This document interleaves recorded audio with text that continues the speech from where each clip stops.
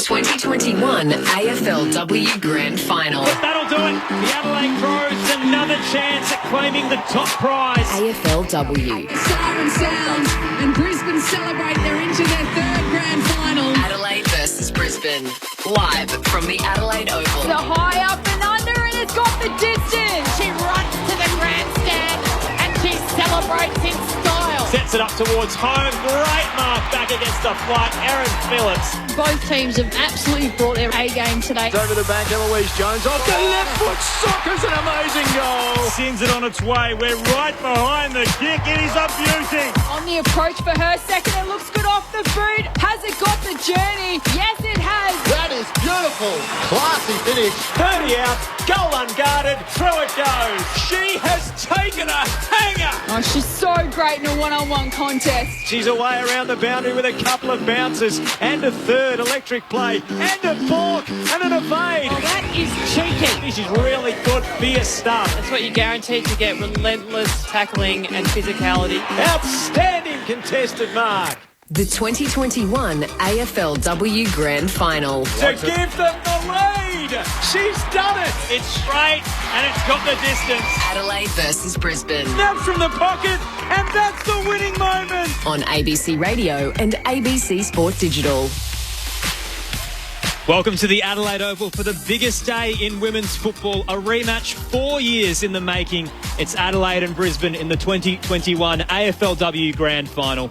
The defending champions Adelaide are hoping to complete a dynasty, chasing their third flag in 5 years, whilst the Lions are looking to finish their Cinderella story and finally break through for their first flag after falling short in 2 previous grand finals. We'd like to begin by acknowledging the Kaurna people, traditional custodians of the land on which we gather today, and pay our respects to their elders past and present, and we extend that respect to all Aboriginal and Torres Strait Islander people. Aaron Bryan's with you to call the action this afternoon here at the Adelaide Oval, and alongside me, welcome back to Adelaide, Joel Peterson. G'day, Aaron. It's good to be back, and isn't it nice to see so many people in the stands for this grand final this afternoon? Arguably the 2 most successful sides in the competition's history, given that Brisbane haven't won a grand final but have been there twice. Of course, the Western Bulldogs, the only other teams who have won a premiership in this competition, and it's nice to get to this stage of the season. We never got here last year. The season cut short after 6 rounds. Of course, we had one final.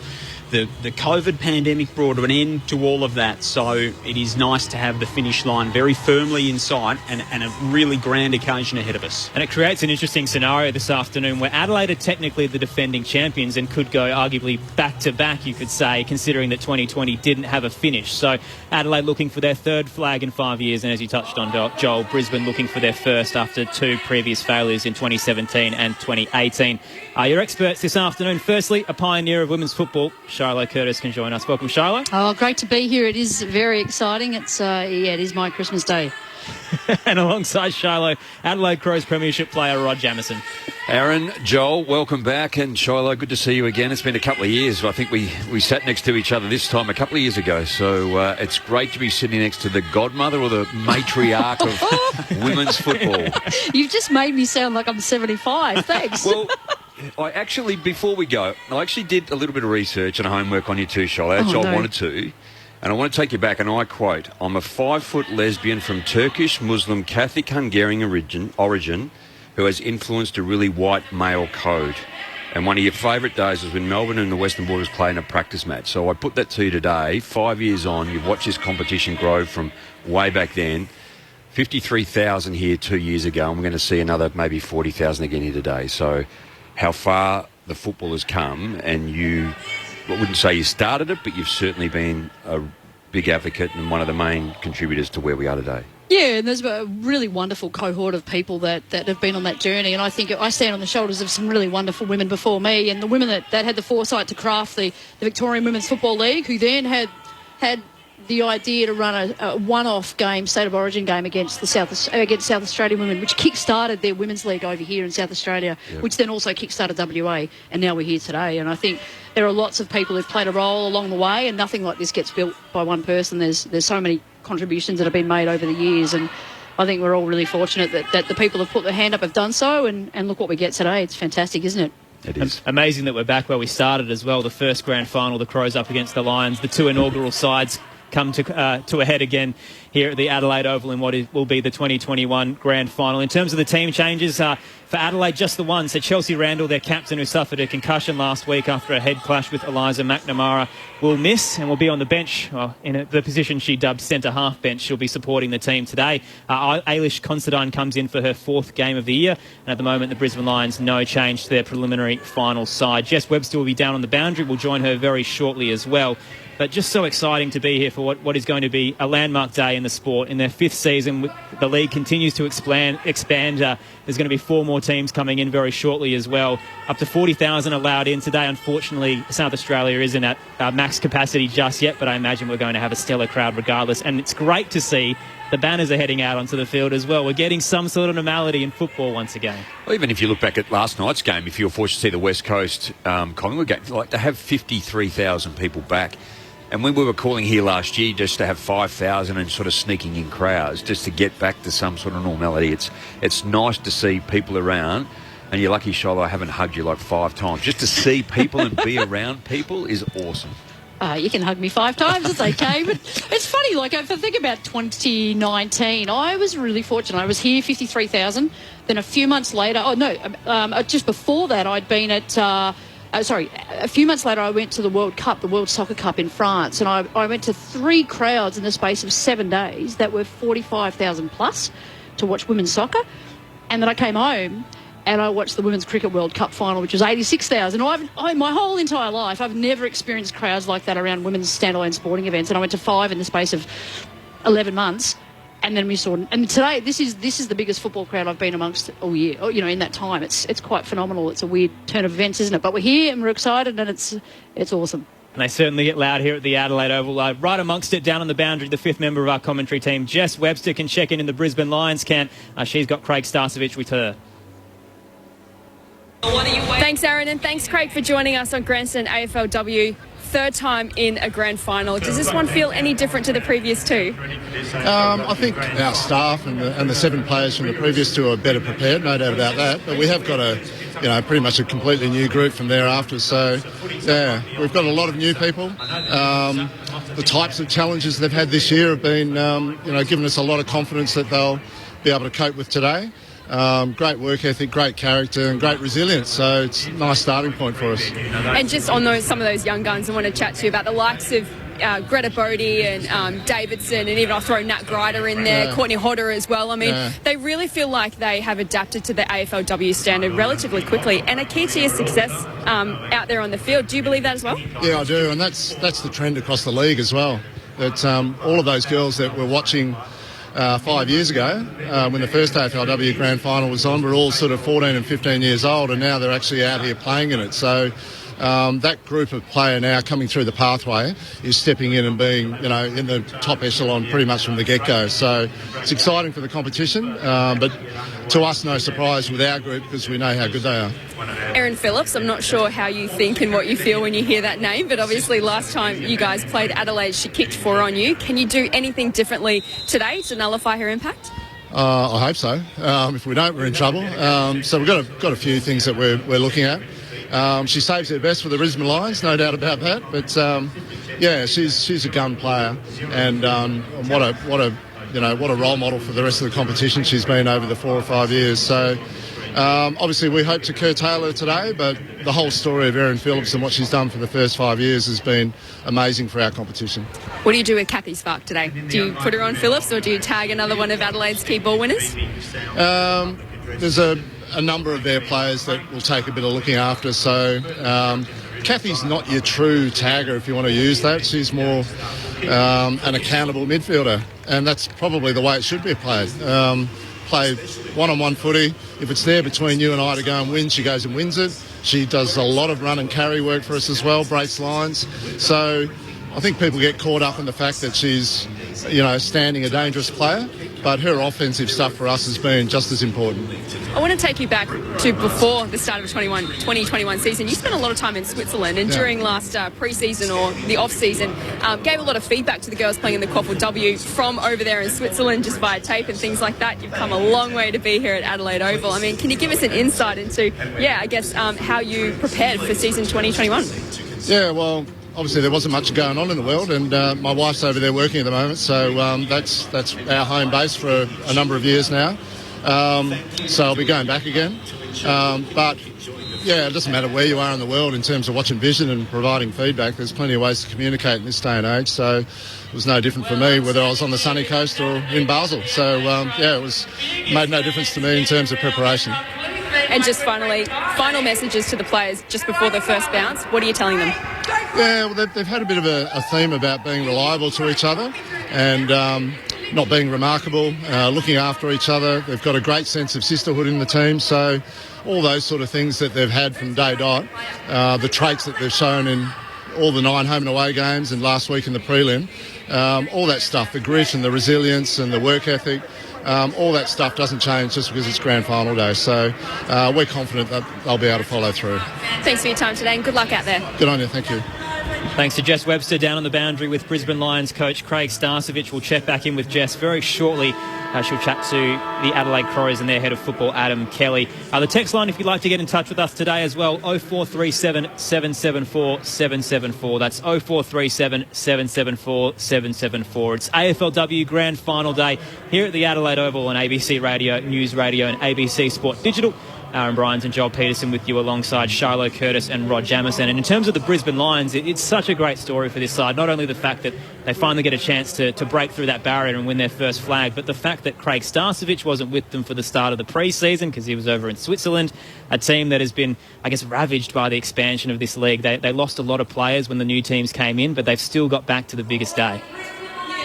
Yeah, they have, and they've been. I think Craig's pretty simple in his coaching style. You know, there's an expectation that you beat your direct opponent, that you've got the capacity to win the one-on-one contest, and he does keep it pretty simple for them. And he also expects their players to, have a pretty high level of fitness. It's what his origins are professionally, and he really builds that into his game style and his expectations around the players. And ironically, if you think about the Brisbane Lions over the last 5 years, they've been a really fit unit. They haven't sort of been decimated by injuries, whether it's the warm weather up there, I'm not sure, but they do it. Their conditioning staff do a really good job of being able to keep their players on the park, which then increases the cohesion. And when I say cohesion, the number of games that they play together as a group.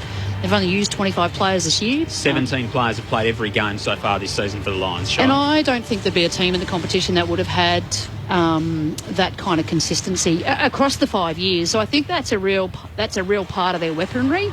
I reckon today there'll be a hunger unlike anything we've seen before in the AFLW competition. We're about to see the Brisbane Lions head out onto the Adelaide Oval. Banners back in the AFLW. The Lions one reads, their squawk, our roar, time to level the score, in reference to the 2017 grand final loss. The Brisbane Lions make their way out onto the Adelaide Oval, led by their captain Emma Zielke. A chance to finally win their first premiership in the 5-year history of the AFLW. The flip side of the coin, I guess, when you look at the Adelaide side and what Brisbane need to do to shut them down today, the Crows have one of the best midfields in the comp, and Brisbane do match up quite equally on that, but Catherine Zvark is someone who's we're going to have a key eye on her this afternoon to see who she heads to, who they try to shut down, because ultimately you've got the likes of Ebony Marinoff, Erin Phillips can run through there as well, and Hatchard. How do you stop the Crows? Well, I think Ebony's the one that they need to shut down. She's the clear ball winner, the magnet. She tackles hard and she uses it pretty well, disposes it very well.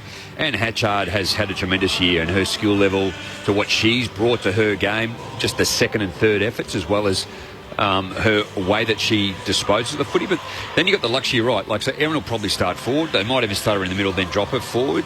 Chloe Shear being able to play back. She's played in the middle of the ground from time to time, pinch hits. And we saw Chelsea go down last week, and Danny Van Hagen went back to half-back when she was on the wing and been able to fill that role really well. So they've got the ability to be quite flexible.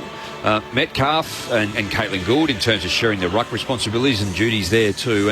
And the back line, like last week, Diana Cox, Rasic, Nazwa Allen, Sarah Allen, Eloise Jones, Anne Foley and Van Hagen, as we spoke about, they were just a wall.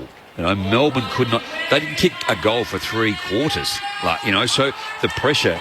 And probably in part of those 3 quarters, I think Melbourne probably had their way for about 10 minutes. But the defence was just outstanding. And then the rest of it was all pretty much played in Adelaide's front half. So they've got a really good balance. They've got players coming back or back this year from serious injuries. And what I've been so impressed about Adelaide and what Matty Clark has brought is just the structure. Once they win the football, they set up around the football. They win it, they handball out, wide, back, over the top, and then they run and support. And the way they use the football has been enormously impressive, particularly for me in the last couple of years. Big key for the Lions today will be just trying to equalise the numbers forward of the footy. Adelaide like to get numbers behind the ball and set up defensively. A key for Brisbane will mean equal representation at the drop of the ball, so they don't get that outnumber as a defensive unit, the Crows. I think that Brisbane, like having a look at a couple of the games, they do really well with the ruck work, but they haven't been able to win the clearances. And I think when Adelaide, they get a lot inside 50, so it's going to be one, if their Achilles heel has really been their efficiency in front of goal, they could smash teams if they could actually use the football a little bit better in front of goal. Fireworks going off at the Adelaide Oval as the Crows make their way out onto the field. One in, all in, their banner reads. A chance for the Crows to finish, or at least continue their dynasty. 3 flags in 5 years if they win this afternoon. They're led out by their stand-in captain, Angela Foley, who was hand-picked by Chelsea Randall after her concussion. She'll be on the bench for the Crows this afternoon as moral support. Angela Foley, who's been an inaugural Crow and their vice-captain for so many years, gets the chance to lead them into a grand final. A good crowd in this afternoon, plenty more making their way over. And beautiful conditions so far. We'll check in with Jess Webster very shortly in terms of that. But we can head down to the Crows camp because she's waiting there with Adam Kelly. Thanks, Erin. I'm down here with Adam Kelly, the Crows head of football. Adam, thanks for joining us on Grandstand AFLW. It's already a wonderful atmosphere down here at ground level. The uniqueness of the AFLW, to be able to have hosting rights for a grand final, I think is fantastic. What does this occasion mean for the football club and the wider community here in Adelaide? Yeah, well, it certainly comes as a bit of a bonus for our AFLW team, and then for the community itself to get behind our AFLW players is significant. What we've seen here in South Australia with women's football, the growth has been exceptional. So I think back in 2015, 1 in 45 participants in the game were female, and in 2021 we're up to 1 in 8. And it's moments like these and the 2019 grand final that have really driven a passion amongst the South Australian public for women's footy, and that's translating into participation. So it's terrific for the game itself. That's amazing. Chelsea Randall was obviously a big talking point during the week, ruled out with concussion. Can you tell us what was the process, I guess, to get clarity on her concussion and also about finding her a role today?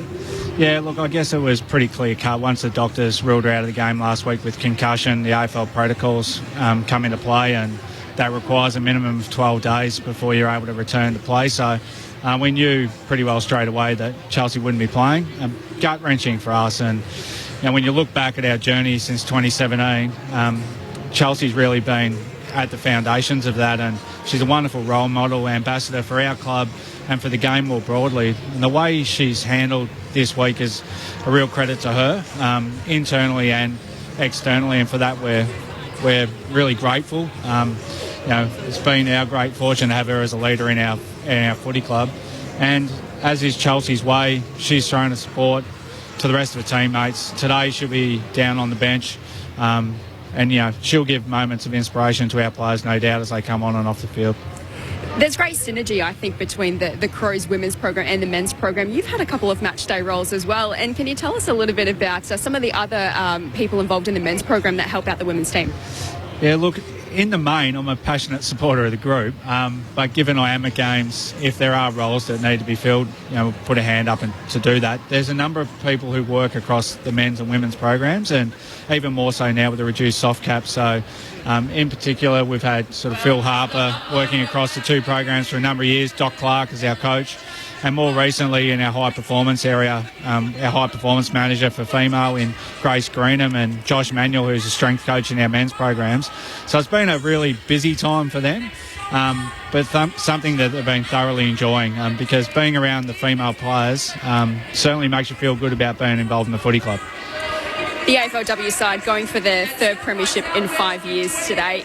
You could call it a dynasty if they get over the line today. Are the women's team the biggest show in town, do you think? Well, they are today. We have them on equal billing with our men. We've enjoyed their success through this period. They really are a great team, and they're so connected and driven and committed, and they get just reward today for all the hard work they put in, and we look forward to what hopefully is a wonderful afternoon for the footy club. And just finally, before I let you go, what do the Crows girls need to do to win that flag today? Look, when you get to a grand final, both teams have got quality through every line. So it's a team that can stay, connected and committed for longer. And I think the confidence we have in our group is that 16 of them are Premiership players. They know the ground. They've got the local support behind them. So they've got a lot going in their favour, but we know Brisbane's a formidable opponent. So, whoever can stay connected and committed for the longest will get the result. Thanks for your time. Good luck. Thank you. Thanks to Jess Webster down on the boundary there with the Adelaide Crows head of football, Adam Kelly. And it's a great story in itself, the fact that the Adelaide Crows are just so supportive of its women's program, that Adam Kelly, the head of football, is one of their water runners. They've got Tom Lynch as an assistant coach. Everyone is so involved in this program to get them to where they have. And we had Doc Clark on this morning, the head coach of the Adelaide Crows, and he said of all the things he's been involved in this club, coaching the women's side is his greatest achievement. Well, Peter Caven's involved, so Premiership player, and Scott Thompson also as well. So there's... And they're willingly giving. But what comes loud and clear back the other way, Shiloh, is just this passion and this connection that the women have for each other in the team, where they actually call it out. They don't feel that the men's competition has as tight a connection to what the women does. And there is something about... female football, because we don't play for $1 million a year, we play for about $17,000 a year, that you've got to turn up and play. There's got to be things beyond the pay packet, I guess, that get you up and going every week. And we love the game, and we've never been allowed to play it at this level until 5 years ago. And, of course, you're going to lap it up, make the most of it. You're a long time retired, as you know. So, why wouldn't you turn up and play with passion and love and bring that energy? And I think it's one of the things that women can bring to the men's game is take down some of those external walls and shackles that I think maybe constrains the men's game, that you have to be tough and rough and sort of a bit, you've got to mask yourself up a little bit, I think, the men. And I feel a bit sorry for men in that domain, whereas we're allowed to wear our heart on our sleeves and feel it. I mean, how much crying do you see in women's football? And you all know that I'm a big crier, but... there's a lot of love and passion and care, and, you see the girls in the rooms beforehand and they're dancing and singing and hugging, and the blokes don't do that stuff. We'll see it with Dakota Davidson today. Absolutely. Perfect example. Her celebrations. Totally. I've watched a number of her games, and just her celebration after every goal. Like, she almost just runs off arms in the air and then just stands there. Slot one through 10 metres out, end of the game in junk time, and she's still, she's still to inject that life into her teammates. But it is the thing that men have consistently said to me when they've gotten involved in women's football, and even the naysayers when what's this women's stuff years ago, they turn up, watch one game and go, oh my God, how good's that? It's so passionate and joyful. Why wouldn't you want to be involved? Charlotte Curtis, Rod Jamieson, your experts this afternoon. Aaron Bryans and Joel Peterson, your commentary team with Jess Webster on the boundary. It's the Adelaide Crows up against the Brisbane Lions in the 2021 AFLW Grand Final here at the Adelaide Oval. If you'd like to get in touch with us, 0437 774 774 is the text line. Bill's texted in to say, I thought should be spared for the AFLW teams denied finals last year. I guess the biggest victim of that was Fremantle, who unfortunately couldn't get through to the preliminary finals this year. And there's also a unnamed texter, or Agent 999, who says, how long will it be before a women coaches an AFL team? Can't wait to see that. Hopefully very shortly. They've certainly had success. Beck Goddard, the inaugural coach of the Adelaide Crows, who won the 2017 flag with them. Now Matthew Clark, who won 2019, in charge of the Adelaide Crows, and hoping to technically go back-to-back the reigning premiers, the Adelaide Crows. Let's head down to official proceedings. The National Anthem coming up shortly on ABC Radio, ABC News Radio and ABC Sport Digital. And we respect their elders, past, present and emerging.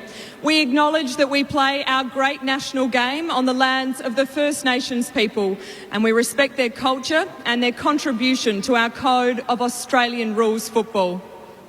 Please join me now in welcoming Jamie Howe, the 2021 NAB AFLW Premiership Cup Ambassador. Jamie is an inspirational athlete. She's a role model, and she will be presenting the Premiership Cup to the winning side today. She's joined on Adelaide Oval today by 7 Community Cup ambassadors who've been chosen from right across Australia for their contribution to female footy, and junior members from the Edwardstown Junior Footy Club who are here today thanks to Chemist Warehouse. So welcome to all of you. I'd now like to ask you all to please stand and join players, coaches, umpires for the Australian National Anthem performed by Chloe Bremner.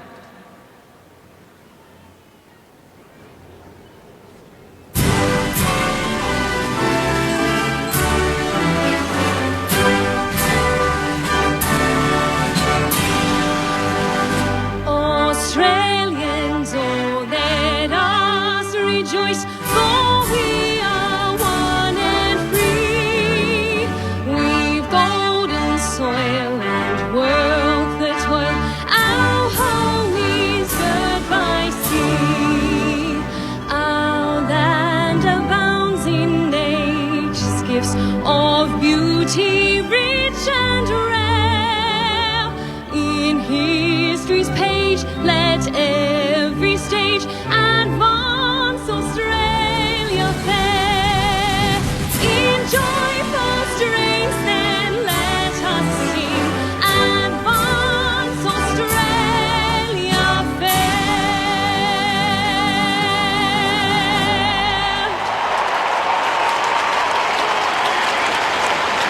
A beautiful rendition of the National Anthem from Chloe Bremner. Amazing moment to be here at the Adelaide Oval, the 5th year of the AFLW. Some thought when it first started in 2017 we wouldn't get this far, but the growth of this competition cannot be ignored. And it's a great conclusion to a season that we thought we might not have, considering the coronavirus pandemic. The Adelaide Crows hosting the Brisbane Lions in the 2021 AFLW Grand Final. A huge contest, so evenly matched, these two sides, both looking to make a huge statement and become the best team in the league. Aaron Bryans and Joel Peterson with you to break it all down ahead of Bounce Down. Shiloh Curtis and Rod Jamieson. Well, look, I'm really looking forward today to the contest between the Adelaide Crows, really attacking and versatile forward line. But Brisbane Lions, you know, they've just been rock solid in defence. We've got the best forward line against the best rebounding back line of the competition, and that part of the game for me is just going to be such a highlight. Really pumped about what that's going to bring. For the speed of Brisbane is probably a concern if you're an Adelaide supporter. I just think the way that they move the football and carry the football, and their leg speed is possibly one of the areas that is going to be advantageous to Brisbane. For me, I think both sides tackle really well. If you look at the hard stats of a round, Adelaide lead contested, uncontested, clearances, efficiency, disposal. So in those areas, and we've spoken about obviously one person in Chelsea.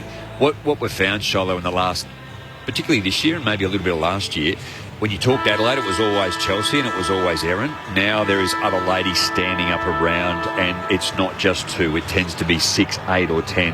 But the defence of Adelaide is really key. For me, Rochelle Martin, Hannah Button, Justine Mills, Ash Woodland and Tia Charlton, watch them. Their defensive work when they don't have the football really makes it hard for the defence of the opposition. The coin toss has occurred in the middle. Let's head down to the 5th member of our team this afternoon, Jess Webster. Hey Erin, it's wonderful to be here. I tell you what, I think I might be challenging you guys upstairs for the best seat in the house down here at ground level. I got chills listening to that National Anthem. It's just an amazing scene down here for AFLW Grand Final day. It's 18 degrees at the moment, but it feels quite warm down here at ground level. That sun, I tell you what, has a bit of a kick to it. Expecting about 25,000 in the house tonight. It's a good crowd here already, and I'm sure they're going to make a lot of noise. And I was thinking during the week that as much as things change, they do stay the same. And Adelaide and Brisbane have competed in every single AFLW Grand Final since the competition started. Two great rivals going head-to-head. Cannot wait for this one, guys. So Brisbane kicking to the northern end to start this grand final. And the big news is Erin Phillips is going to start in the middle for the Adelaide Crows as well. Yeah, well, we thought that was going to be. They're going to go Metcalf, Marinoff, Phillips and Hatchard, certainly from an Adelaide perspective. So that would be their jet, their number one team. And look, it won't take too long for Erin just to play a role and manoeuvre down in the forward line, and then things start to move around. Well, why wouldn't you just sort of amble down there slowly? And she's a wonderful talent. We know a couple of years ago we saw her go down with that knee injury, and just the way in which she's revered down amongst this local crowd. And she's a fantastic talent, and I just feel blessed that we've had the opportunity to see her play. Shiloh Curtis, Rod Jamieson, your experts. Aaron Bryans with you, and to kick us off in the 2021 AFLW Grand Final, here's Joel Peterson. Two teams that know this day oh so well. Adelaide have won it twice. The Brisbane Lions haven't quite got there. We're underway with Metcalf winning it down in the centre. She farms it up to Marinoff, who kicks the Crows to half forward. Shear battles away with Conan. Ball comes to deck. Shear bounces off a couple at centre half forward for Adelaide. Mule's waiting for it to come out. Conan's in over the top. Reliable Lions defender. And we'll have a ball up centre half forward. Adelaide straight into attack. So tossed up. Metcalf again, beaten in the ruck, this time by Hickey. Tapped it down. Tahu head over the ball, trying to gather it for the Lions. Wrapped up quickly in a tackle. He'll be held up attacking edge of the square for the Adelaide Crows. Lutkin's gone to Danielle Ponto. A bit of respect for the youngster there. So on the reset, this time Metcalf got front position, tapped it down. Foley busting through, trying to gather, couldn't do so cleanly. Clearing kick comes for the Lions out towards the western side. Just contested still on the attacking edge of the square, busting through. Dwyer just trying to gather it, and the Crows meanwhile through. Van Hagen couldn't pick it up. Still a reset coming in the centre square. So it's just a bit fumbly, aren't they? Just clean take, just not there at the moment. Lots of pressure around the footy. Hatchard here for the Crows. Rips it away from the stoppage. Wobbles the right foot kick inside the 50. Conan gets there for Brisbane. Hands it off to Campbell. Quick handball now to Zilke. Exits the defensive 50 towards the boundary. Pulling in the mark is Arnell with millimetres to spare. The 9-time Darebin Premiership player in her first AFLW Grand Final kicks the wing. Wardlaw a hand to it. Conway at her feet for the Lions. Defensive hand pass to Bates. Hooks her kick around the body up toward half forward. Davidson got there, couldn't take it with her for Brisbane. Wardlaw picks it up, bangs it inside the 50. Hodder's got a chance going back toward goal. Rachich coming the other way, drew the neutral. It spills to Bodie, left it behind. Marinoff at half-back for Adelaide. Tackled, spills to Rachich inside the defensive 50. Now Bodie with another chance. Handball off to Svark. Svark to O'Dwyer. 40 out from the Lions' goal. Backtracks to Anderson. Wobbly kick toward full forward. Davidson comes out to meet it. Got a kick clear. It bounces its way towards the goal square. Now Wardlaw with a chance. Hands it off to Hodder. Snaps the opener. Ferocious pressure inside the forward 50 from Brisbane. And it's the Lions who score first in the grand final. And Courtney Hodder with the opening goal. Brisbane 1 straight 6. Adelaide yet to score through 2.5 minutes. Well, Hodder's been a real revelation for the forward line of the Brisbane Lions, and that's exactly what she does. She's a big game player. You can't give her that much space, and the Adelaide Crows will be disappointed with that effort. What I like, though, is how Brisbane Lions worked that football. They exited their D50, and the way they worked that football with fast, quick pace, by foot and by hand, and they just were relentless, and they kept finding the loose player to get that shot on goal. It's a really good start for the Lions. And you could always see just Ranchich too, just the speed. If she got caught, if she hadn't have got it, the speed, I think it was, of Alexandra Anderson, like she got around 2 or 3 Adelaide players with her leg speed and started to open things up. So already some concern, I would think. They know the speed of Brisbane is going. If they get some free space or get outside football, it will be a worry. So the Lions strike first, up by 6, tapped down by Hickey, busting through. Here comes Considine for the Crows there. One change with Chelsea Randall out, held up in the centre square once again. Quick reset. Hickey again taps it down for the Lions. Straight down. Busting around. Nice little spin by Spark. Got through a couple of players. Wormburner up towards centre half forward. Bodie did well to gather under pressure, but a hand pass was an errant one. Phillips can take it for the Crows. Shrugs one tackle and throws it on the left. Skies towards the eastern side. Didn't have a lot of carry or distance either. Falls into the arms of Grider. Grider sends it wide to the eastern wing. Dwyer sets chase after it for Brisbane. Thompson was there for the Crows. Handball back to Allen. Kick smothered over the boundary line. It'll be tossed back in centre of the eastern wing. Well, the Lions aren't giving the Crows any space at all. They are right up in their grill, closing down that little short hand pass space. Brisbane by 6, 4 minutes gone in the grand final. Metcalf taps it back toward the boundary line. Hatchard gives chase. Handball back to Metcalf. Left it behind. Diving in on top of it is Anderson. Strong tackle out there from Svark, who brought Metcalf to ground. The ball's just inside the boundary line. Svark comes up with it. Trying to find the handball out toward Bates. Metcalf goes back in, still in a phone box on the eastern side. Now Arnell kicks the Lions to half forward. Rachich out to meet it. Dropped the mark, kept paddling it out in front of herself. Worked it back to Thompson, kicks the Crows forward. Doesn't go very far, and it's marked by Hickey for the Lions. So Hickey on the eastern side. Waiting for some leads, decides to set it up to the paint of 50. Off hands, falls down. Good gather, cleanly. Kicked forward. Svark pushed up towards the top of the goal square. Davidson chasing it in the left forward pocket. Has Sarah Allen right on her back and can't reach it in time. Boundary throw in to come 15 metres out from the Lions' goal. They're up 1 straight 6. The Crows yet to score. 5-minute mark of the opening quarter of the 2021 AFLW Grand Final. And 3 inside 50s to 1. Kicking efficiency for Adelaide, only 17%. Tossed back in over the head of both rucks. Spills to Button for the Crows. Pokes the kick outside the defensive 50. Mules was after it. Conan there for the Lions. They take possession again at half forward here, Brisbane.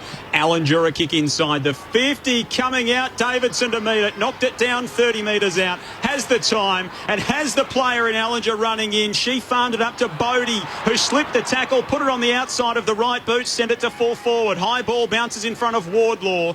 Najwa Allen right there with her to see it across the boundary line, and a throw in left forward pocket. Brisbane doing all the attacking in the early stages. Just played in that forward half, isn't it, too? And the highlight of the kicking efficiency for Adelaide, because the pressure of Brisbane is so good. So toss back in. We're now about 40 out from the Lions' goal. Metcalf tapped it down. Was heading straight towards Spates. Couldn't gather cleanly. Hodder puts her head over the ball. Dwyer comes in to assist, but neither can wrench it out. Eventually spills towards Metcalf, who's met pretty heavily in the contest. Ball is held up 45 out from goal. Umpire waits. Ball slightly comes out. Called play on, but eventually calls ball up. Brisbane setting up really nicely behind the football. Lots of instruction. They're really calm. Lots of direction out there. They're setting up brilliantly. Metcalf and Hickey both went past it. Anderson the rove for the Lions. Up and down the mine shaft inside the forward 50. Arnell knocked it down. Bodie, clever handball. Stumped on by Dawes toward the Brisbane goal. Thompson gets back in defence for the Crows. Had Hodder hot on her hammer. Found Najwa Allen with the kick. Into the centre and Adelaide break. Justine Mules with some space. Has Woodland working toward half forward. Just bangs the kick in hope. And if there's a player in the competition you don't put the aerial ball in front of, it's Kate Lutkins who marks at centre half back. Kick was an awful one to the eastern side, though. Najwa Allen read it best for the Crows. Hands it back to Sarah Allen. Gives it off. Van Hagen forward to Hatchard. They're under a bit of pressure, just short of left half back. Hatchard has to spiral it into the square. Big contest. Coming through, knocked to ground from Gould. Marinoff can gather. Kicks up towards the 50 for the Crows. Phillips leading out, sliding in, couldn't take it. Clearing kick from Lutkins on the ground to right half back now. Marinoff head over the ball for the Crows. Wrapped up quickly in a tackle. Ball is held up. Bouncing out, Charlton just tries to wrench it free for the Crows. Eventually gathers the pick one from last year. Caught in the tackle though, brought to ground. Ball comes out, no free kick. Mills can't bring it out. Eventually Button can though. Hands it out wide. Considine tried to put it towards the 50, turned it straight over. The Lions under pressure in defensive 50. Conan clearing kick. Marinoff sets chase after it. So too does Spark. Picks it up, cuts a line on the eastern wing. Oh, and then steps inside Hatchard. Fancy footwork. Kicks toward half forward. Van Hagen gets back to intercept for Adelaide. For all the talk of Spark shutting down ability in the first half of the season, she's becoming her own ball winner. Oh, not a great kick from Van Hagen. Poked it into the back edge of the centre square. Hatchard goes to ground. Arnell's over the pack. On the bottom of it all is Dana Cox for the Crows. Good handball from Dawes, back into the contest. Bodie bangs it inside the 50. Wardlaw a chance for the Lions at full forward. Got a hand to it, kicked it across the face. It'll bounce in front of Wushner. She can't collect in the scoreboard pocket, and the Crows swoop on her. Apply a mountain of pressure inside the defensive 50. And then Arnell jumps on and tackles for the Lions. And a ball up in the scoreboard pocket. Brisbane 6, Adelaide yet to score. 9 minutes played opening term. I think the pressure both sides is probably the standout at the minute, isn't it, too? Brisbane a lot clearer, got the space. Adelaide's struggling to use it well. From the ball up, Gould tapped it down for the Crows. Marinoff's under pressure, trying to gather it. Eventually does so, just pushes it towards the boundary line. Wrapped up once again in a second tackle. Ball still in play, 45 out from goal for the Lions. And eventually will be called a ball up in front of the scoreboard. A classic grand final early, isn't it? Pressure, nerves, they're fumbling. Just be clean. Use the footy, be clean. So tossed up inside the boundary line. Gould again tapped it down, looking for Hatchard, who had a fresh air. He missed the ball, has to apply a tackle. It just takes Arnell over the boundary line to be tossed back in. Still about 40 out from the Lions' goal in the right forward pocket. It's the best bit about grand finals, I love. The first half, it's just such an arm wrestle. It's a slow, contest by contest game. Love it. Love the atmosphere. And if you're the Lions, the beauty is you haven't settled into it yet, and you're in front on the scoreboard by 6, 10 minutes into the opening term. Button had a go in the contest for the Crows, and another. Squirts out the back to Eloise Jones. Curls it around the body. Good mark from Shear on the back edge of the centre square. Not paid. Touched on the way through. Handball's a long way back toward the defensive 50. Wushner comes out to meet it for Brisbane. Gould's in over the top of the footy for the Crows. Bates goes in now for Brisbane. Gets a left foot kick inside the forward 50. Van Hagen's across to intercept again and switch the play. She finds Rachich at fullback. Rajcic looks to clear it out of the 50, just sets it up into open space. Did well for Considine, who gathered off the bounce. Kicks down the western side. Stevie Lee Thompson had some space, turned and ducked around one tackle and just went. One bounce, two bounce. She's heading towards right half forward now. Here's her third bounce. 60 out from goal. Stevie Lee Thompson centres it with an awful kick straight into the chest of Conan. Phillips was alone in the left forward pocket. The turnover goes the way of the Lions. They're currently up by 6. As was Tia Charlton alone in the corridor. She had 2 options, a 1-on-2, and they've done that twice now. Justine Mills previously, just that last kick inside 50 is so vital. Conway for the Lions, exits the defensive 50, spills to Allen. That's Sarah Allen for Adelaide. Tumbles it back toward half forward. Zilke, clean. Grider, handball to Conway, who thought that Thompson was coming in. She ducked and then dropped the footy on the way through as she was tackled. Yeah, that's gone the other way. It's actually been paid as a dangerous tackle. I think the middle umpire, Joel, actually was going to call holding the ball, so and the umpire in control then the other way. The Crows forwards and the Brisbane defenders had all set up as though the ball was coming inside the forward 50. Meanwhile, Conway pumps it down the western wing. The Lions by 6, 11 and a half gone in the first term. Last in the line is the stand-in captain for Adelaide and Ange Foley. Bangs it back toward half forward on the front point of the square. Cleanly picked up by Tia Charlton. A handball to the shotgun runner in Hatchard, who pokes it into the pocket. Erin's a chance. It just beats her. Wardlaw's back in defence for the Lions. She has to do some work. Bangs it on the boot. Can't get rid of it. In fact, it was Tahoe who threw it on the boot. Her kick was smothered. Shear jumps in on top. And we'll have a ball up right forward pocket. Adelaide into attack at the Riverbank stand end. But you get the feeling that Adelaide's starting to get their eye in a little bit more. They've had a few more touches, starting to feel the game better. Gould taps it down off a few hands. The Lions have numbers sitting back, but they can't gather cleanly. Bates is wrapped up in a tackle, got the hand pass out. Flick towards Anderson. She's under pressure from Considine. Got boot to ball the Crow, but went as far as Hodder. She had a fumble. Hatchard comes in for the Crows and is caught high. Free kick on the paint of 50. 45-degree angle to the right. Hatchard just sets it up. A flat kick to sliding in. Gould couldn't get there in time. Cut off. Great mark taken by Lutkins for the Lions, who can clear it to right half back. That's the third terrible inside 50 entry. Sorry, Rod. Yep. Reliable. Played every game for Brisbane as Lutkins. Conway had a fantastic season, member of the All-Australian squad. To Hickey. The ruck out on the wing. In fact, Smith it was, the lefty, who kicked inboard. Only as far as Charlton for the Crows. Now Gould. And now they run in numbers. Button to kick inside the forward 50. Collected by Woodland, who slips the couple of tackles. Handball off to Shear, who couldn't slip the tackle of O'Dwyer. Did she get rid of that? No. Chloe Shear's caught holding the ball inside the forward 50 for Adelaide. And the Lions defence holds up again, but it's been turned over. Hatchard a chance. She kicks it inside the 50, and again the Crows missed the target inside the arc. And it's Bree Conan once more who marks it fullback. That's what we we're talking about earlier too. Adelaide gets so many inside 50s. They just are wasteful. That last kick is critical. They missed their teammate, but also they haven't been flashed in front of goal.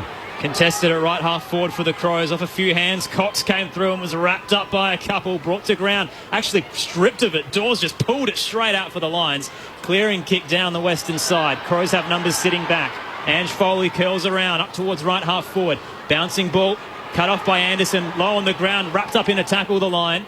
Brisbane do regain it though. Dawes, a central kick heading towards the logo on the western side. A nice flat one onto the chest of Smith. Brisbane just playing in front. So Smith now runs away. Awkward left foot kick down the line is cut off. And cut off easily by Ponta. She's going to turn into the corridor. Brisbane with the only goal of the game. It came through Courtney Hodder in the second minute. They lead by that 6 points. Long kick toward half forward for the Crows. Stevie Lee Thompson's got a run at it. She slips the tackle, regains her feet, sees a vacant goal square and bounces it through.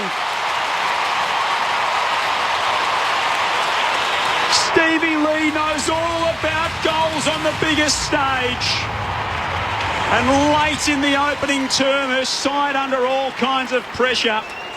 Their spearhead in 2019, who's gone back this year, He's able to find the answer and draw the Crows level. 1 straight 6 apiece. 15 minutes gone. First term of the grand final. Your experts on grandstand AFLW are Rod Jamieson and Shiloh Curtis. Well, Adelaide have straightened up a little bit, used the football better, got more of the disposal, but they've just let themselves down. We've touched on that too, their ability to go into the middle of the ground. They want to spread it. Both sides have actually got players behind the football. So Shiloh, when they are going to get forward, Brisbane, it's 3-on-1 or 4-on-2, and conversely back the other way. They're just, both sides are defending exceptionally well and tackling just at the moment 20 to Brisbane and 13 to Adelaide, which is how it's so congested. Inside 50s, 10-6 in favour of the Crows, and probably the two players that have wrestled that momentum back for the Crows or get them back into the game are Stevie Lee Thompson with the 6 touches and Hatchard also with the 6 touches. I think that could be the move of Adelaide Crows this year, is moving Stevie Lee Thompson back, because she's just that attacking as a defender.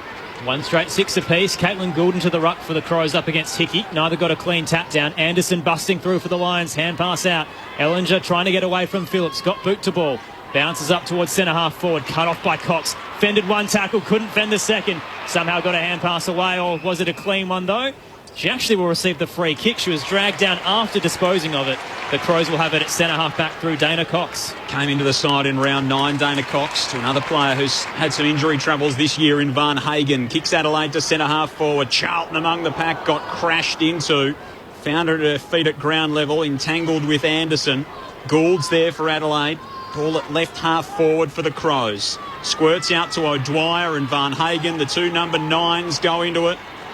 It was Van Hagen who did well and was able to keep her feet when O'Dwyer couldn't. Then O'Dwyer's handball went straight to Rochelle Martin of Adelaide. She's brought down. Oh, the kick from Gould was smothered. Great pressure from Anderson, still at half-back for the Lions. Now a chance to settle with Conan, who kicks them up toward the eastern wing. Big contest coming through. Wushner just knocked it to ground for the Lions and did enough to get it to O'Dwyer. Gets her kick away under pressure. Bouncing ball to right half forward. Sarah Allen's cutting it off. And the Crows will hang on under the pressure from the Lions. What a great start to the AFLW Grand Final here at the Adelaide Oval. 1 straight 6 either side. The Lions struck first through Courtney Hodder. The Crows answered back through Stevie Lee Thompson. And they'll go once again following the first break. Aaron Bryans and Joel Peterson with you alongside Shiloh Curtis, Rod Jamieson, Jess Webster on the boundary as well. And the text line, if you'd like to get in touch today, 0437 774 774. But on ABC Radio, ABC News Radio and ABC Sport Digital, this is Grandstand AFLW. Know the story with ABC News Digital.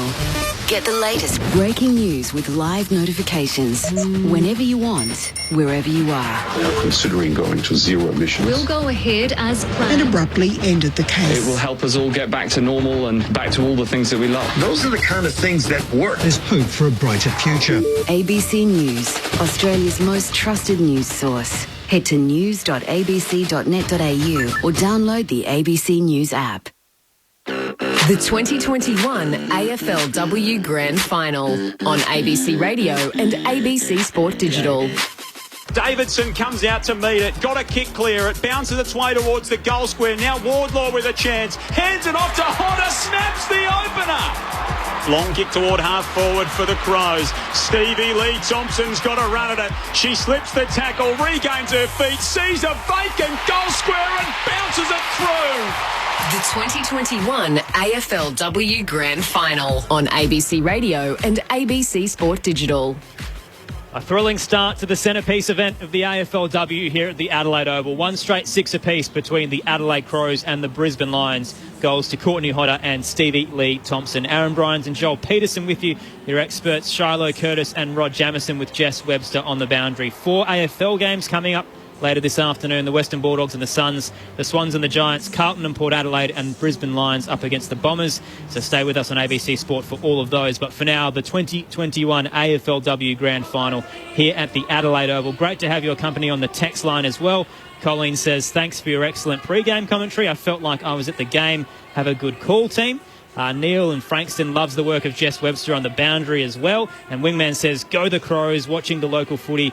Big turnout, hopefully, for the grand final. Thanks to Wingman on the text line. Shiloh Curtis, Rod Jamieson, a great start to this grand final. What did you make of it? Yeah, absolutely. It's like I said before, it's what grand finals are about, though. I love the arm wrestle. It's like almost like a chess game. There's so much going on, but there's nothing happening at the same time. And a couple of different movements there for me. Obviously, Brisbane getting that early upper hand. They just got the jump on the Crows, I reckon, and just caught them a little bit uncomposed and probably a little bit of a fright, because we saw some of the disposal efficiency was poor from the Crows after that. But they settled. I thought the work rate of Hatchard to sort of take care of the inside work, and then the defensive rebound work from Thompson, I thought was outstanding, and her distribution of the footy. We talked a little bit about those the distribution inside 50. That kick inside 50 has got a bit of concern. They've got to be a bit more composed structurally going inside 50, but they were able to work their way back in the game. But Brisbane were absolutely outstanding. They were up on their toes. It was they were like seeing the game in slow motion. They were all over the Crows in the first half. I think they did. They rattled Adelaide. And credit to Brisbane. We know they're a quality side, and they have been. And we spoke about how good, and they've always been around the finals mark. But for me too, Brianna Conan, she's at 4 kicks, 100% kicking efficiency.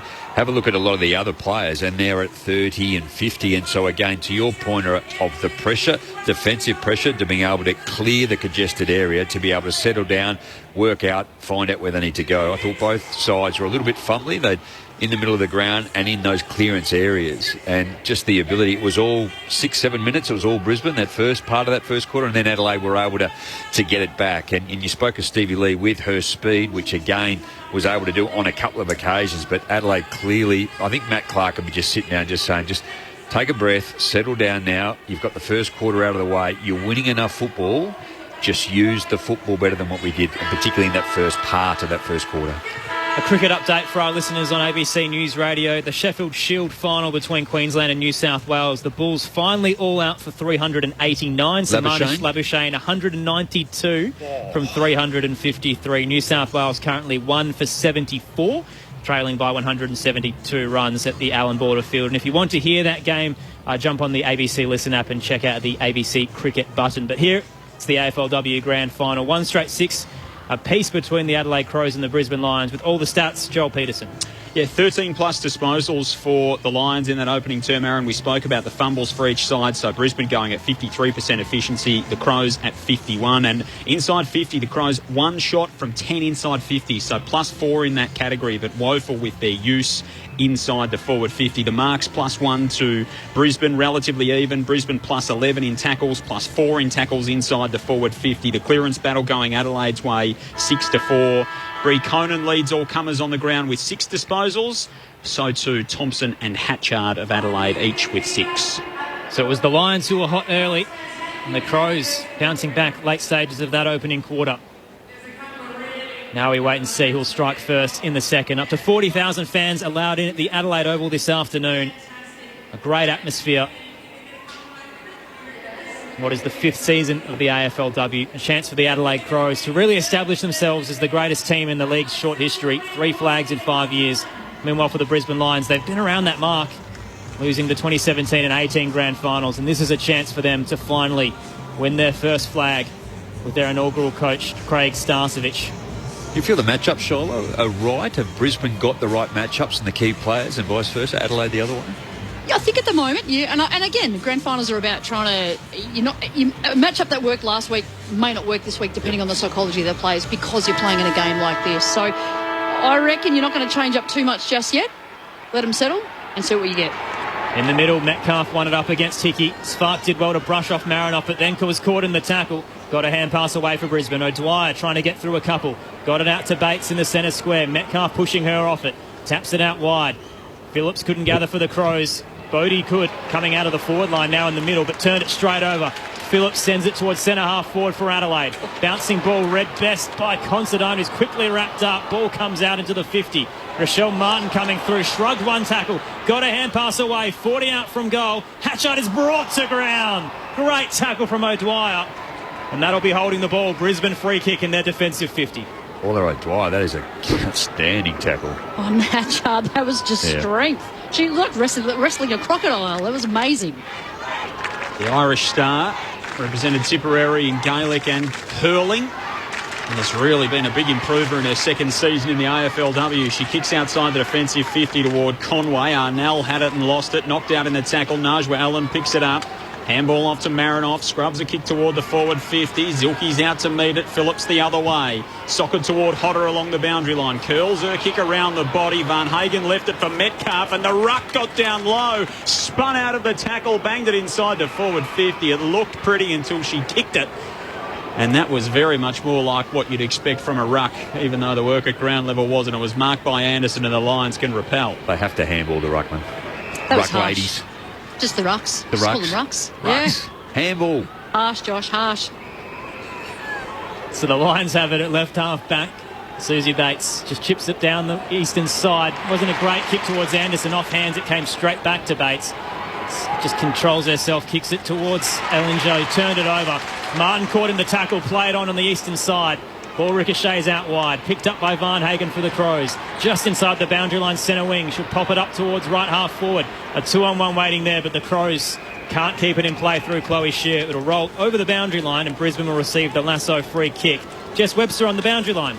Chelsea Randall cut a lonely figure during that quarter-time break. She was the only Crows player or staff member who did not go out to the huddle at quarter-time, but she gave a giant fist pump when Stevie Lee Thompson kicked that goal as well. So yeah, get a feeling that the intensity in this one is about to lift. Thanks, Jess. Of course, Randall sitting on the bench but can't step onto the field. On the field, meanwhile, Thompson's got it for the Crows. Again, she's bursting inside the 50. Again, she's got the goals to look at. The ball bounces on its end and sits up for Woodland. She is besieged. She grabbed the footy. She was grabbed and is caught holding the ball almost on the behind line. The ball took a wicked bounce back toward the centre of the goal. Shannon Campbell grabbed her. In the meantime, she's hurt herself and is coming off with the blood rule. Woodland could hardly have time to compose herself and try and sum up what she was going to do when the ball landed in her lap, and a couple of Lions swamped her, and Campbell will come off with the blood rule, and Brisbane will take a free kick on the last line. Still scores tight, 3 minutes gone, second turn. Well, that's what it's all about too, is a Campbell and Lutkins, just the defensive work. And I love Lutkins before up in the first quarter, her ability just to anticipate and read the football, to be able to fend, intercept and then bring the football back for Brisbane. Lutkins plays on from the defensive goal square and kicks it out on the full. Free kick to the Adelaide Crows in their 50. Central ball coming inbound from Martin. It was Jones who kicks it in. And Danielle Ponta coming out will take the mark. 35 from goal, tight angle to the left. Slow to start last week, Danielle, too, but she is mercurial. She doesn't need too many touches. Dangerous in front of goal. First opportunity today. Has the most goals in the history of the AFLW Grand Finals with 3. Comes around. Nice kick from 30. Danielle Ponta's on the board. The Crows take the lead at the Adelaide Oval. 2 straight 12 plays, 1 straight 6. 4-minute mark of the second quarter. This is the AFLW Grand Final on ABC Radio, News Radio and ABC Sport Digital.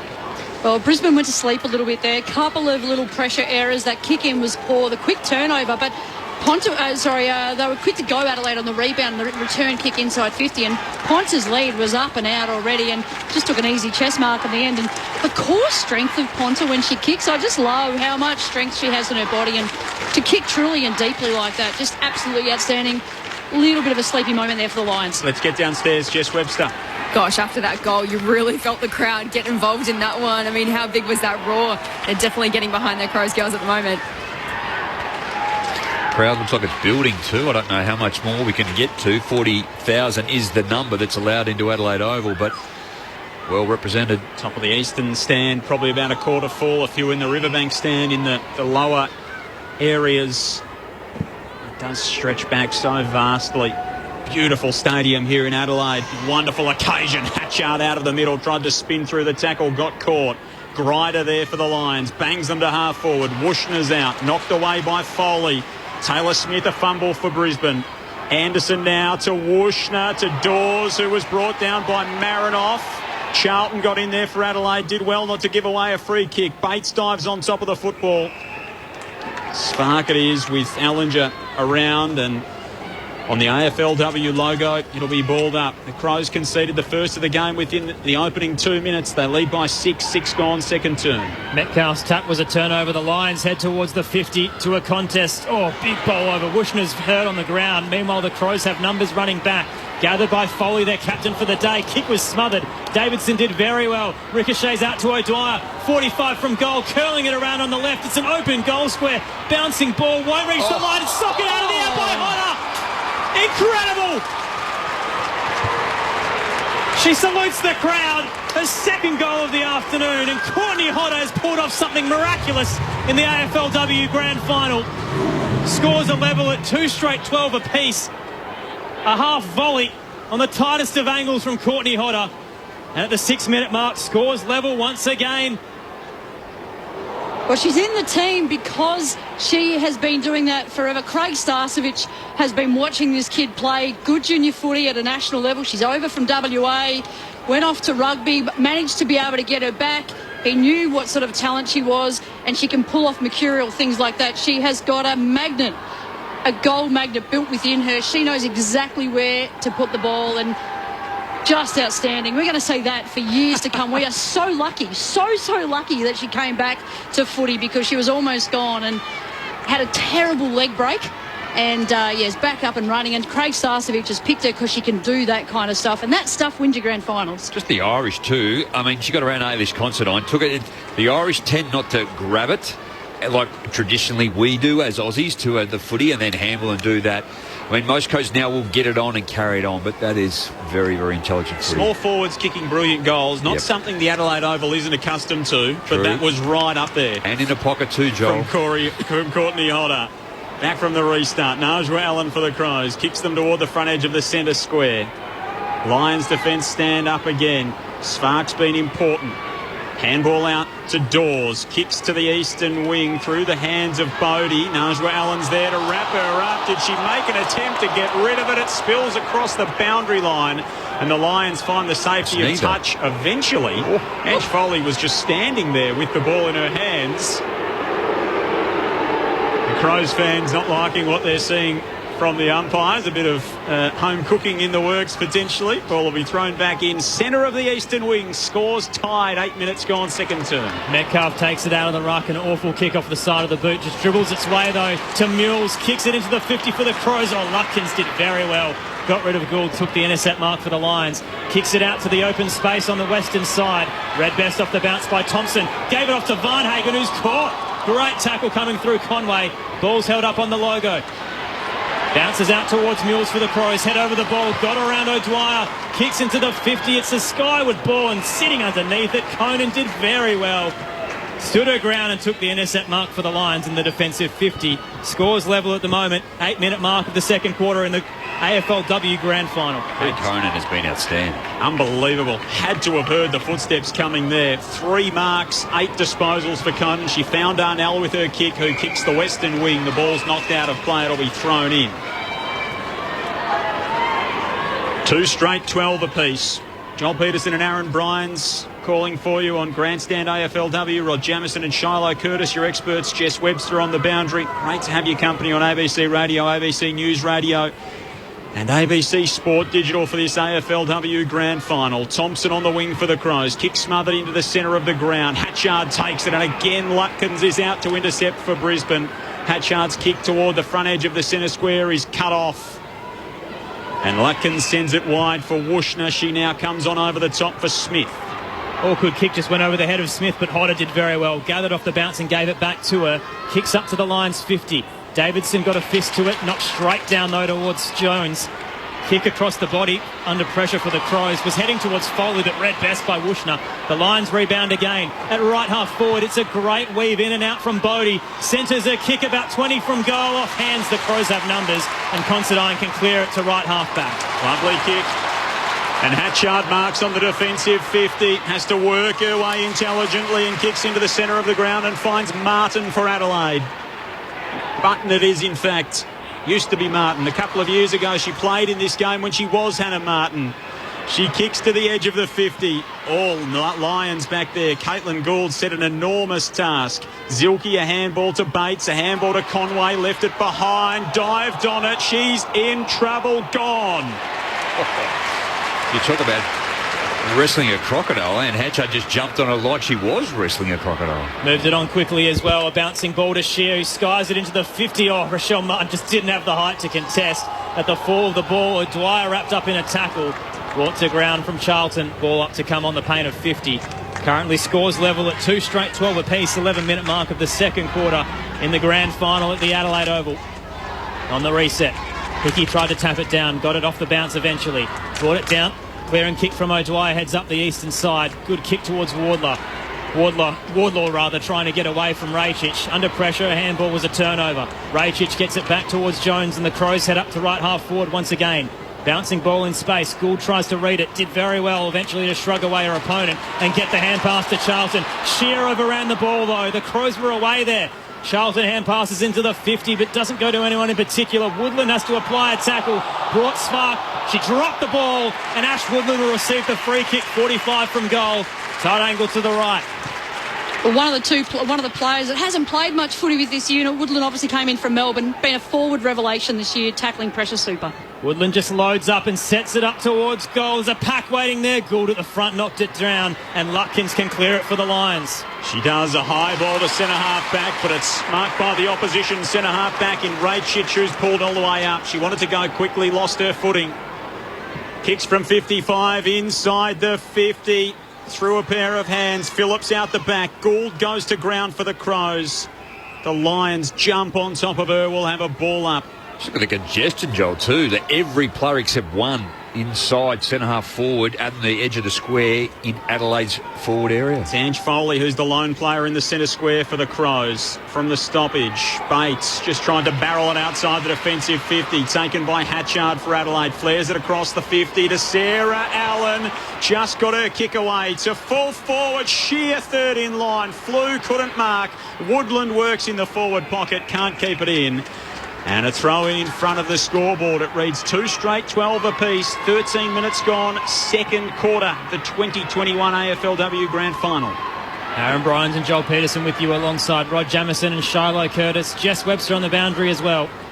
Hickey at the front for the Lions. A double tap down. O'Dwyer just shoved away Phillips but couldn't gather cleanly. Rochelle Martin with a nice flick out hand pass. Jones couldn't gather on the first attempt and is forced over the boundary line in front of the scoreboard.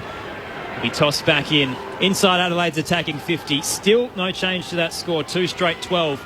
Scores level for both sides. Adelaide up against Brisbane in the grand final. 19 inside 50s to Adelaide. It's all in their half at the moment to 8 Brisbane. Hickey back spot. Zilke's kick straight into the pack. Spilt to Phillips. Throws it on the boot out of nowhere. As soon as she gets the footy, you can feel the tension around the stadium. The crowd lifts. She threw it on the boot. It was away to the right.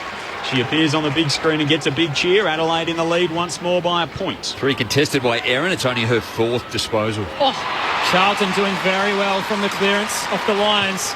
In the pack took the juggling mark. Central kick. Marinoff juggling it up against Hickey. Did well to get boot to ball, but it went sideways to Gould. Hodder busting through for the Lions. Got boot to ball. Heads towards centre half forward for the Crows. Picked up by Jones. Gave it to Cox. Wrapped up in a tackle. Turns it over. Free kick coming. And it's going Adelaide's way. Off a couple of hands. Cox was thrown to ground. Considine thinks she should receive a free kick as well. Regardless, the Crows will have it in the centre square. Dana Cox loads up into the 50 for Adelaide. A pack awaits at the front. Shear knocked it to ground with a fist. Anderson overran it for the Lions. Ball bouncing around a fair few. Conan tried to clear it, but there's a free kick off the ball and it's coming back the Lions' way. We'll go to Hickey, who will receive it up against Gould. Caitlin Gould might have tripped her with her head.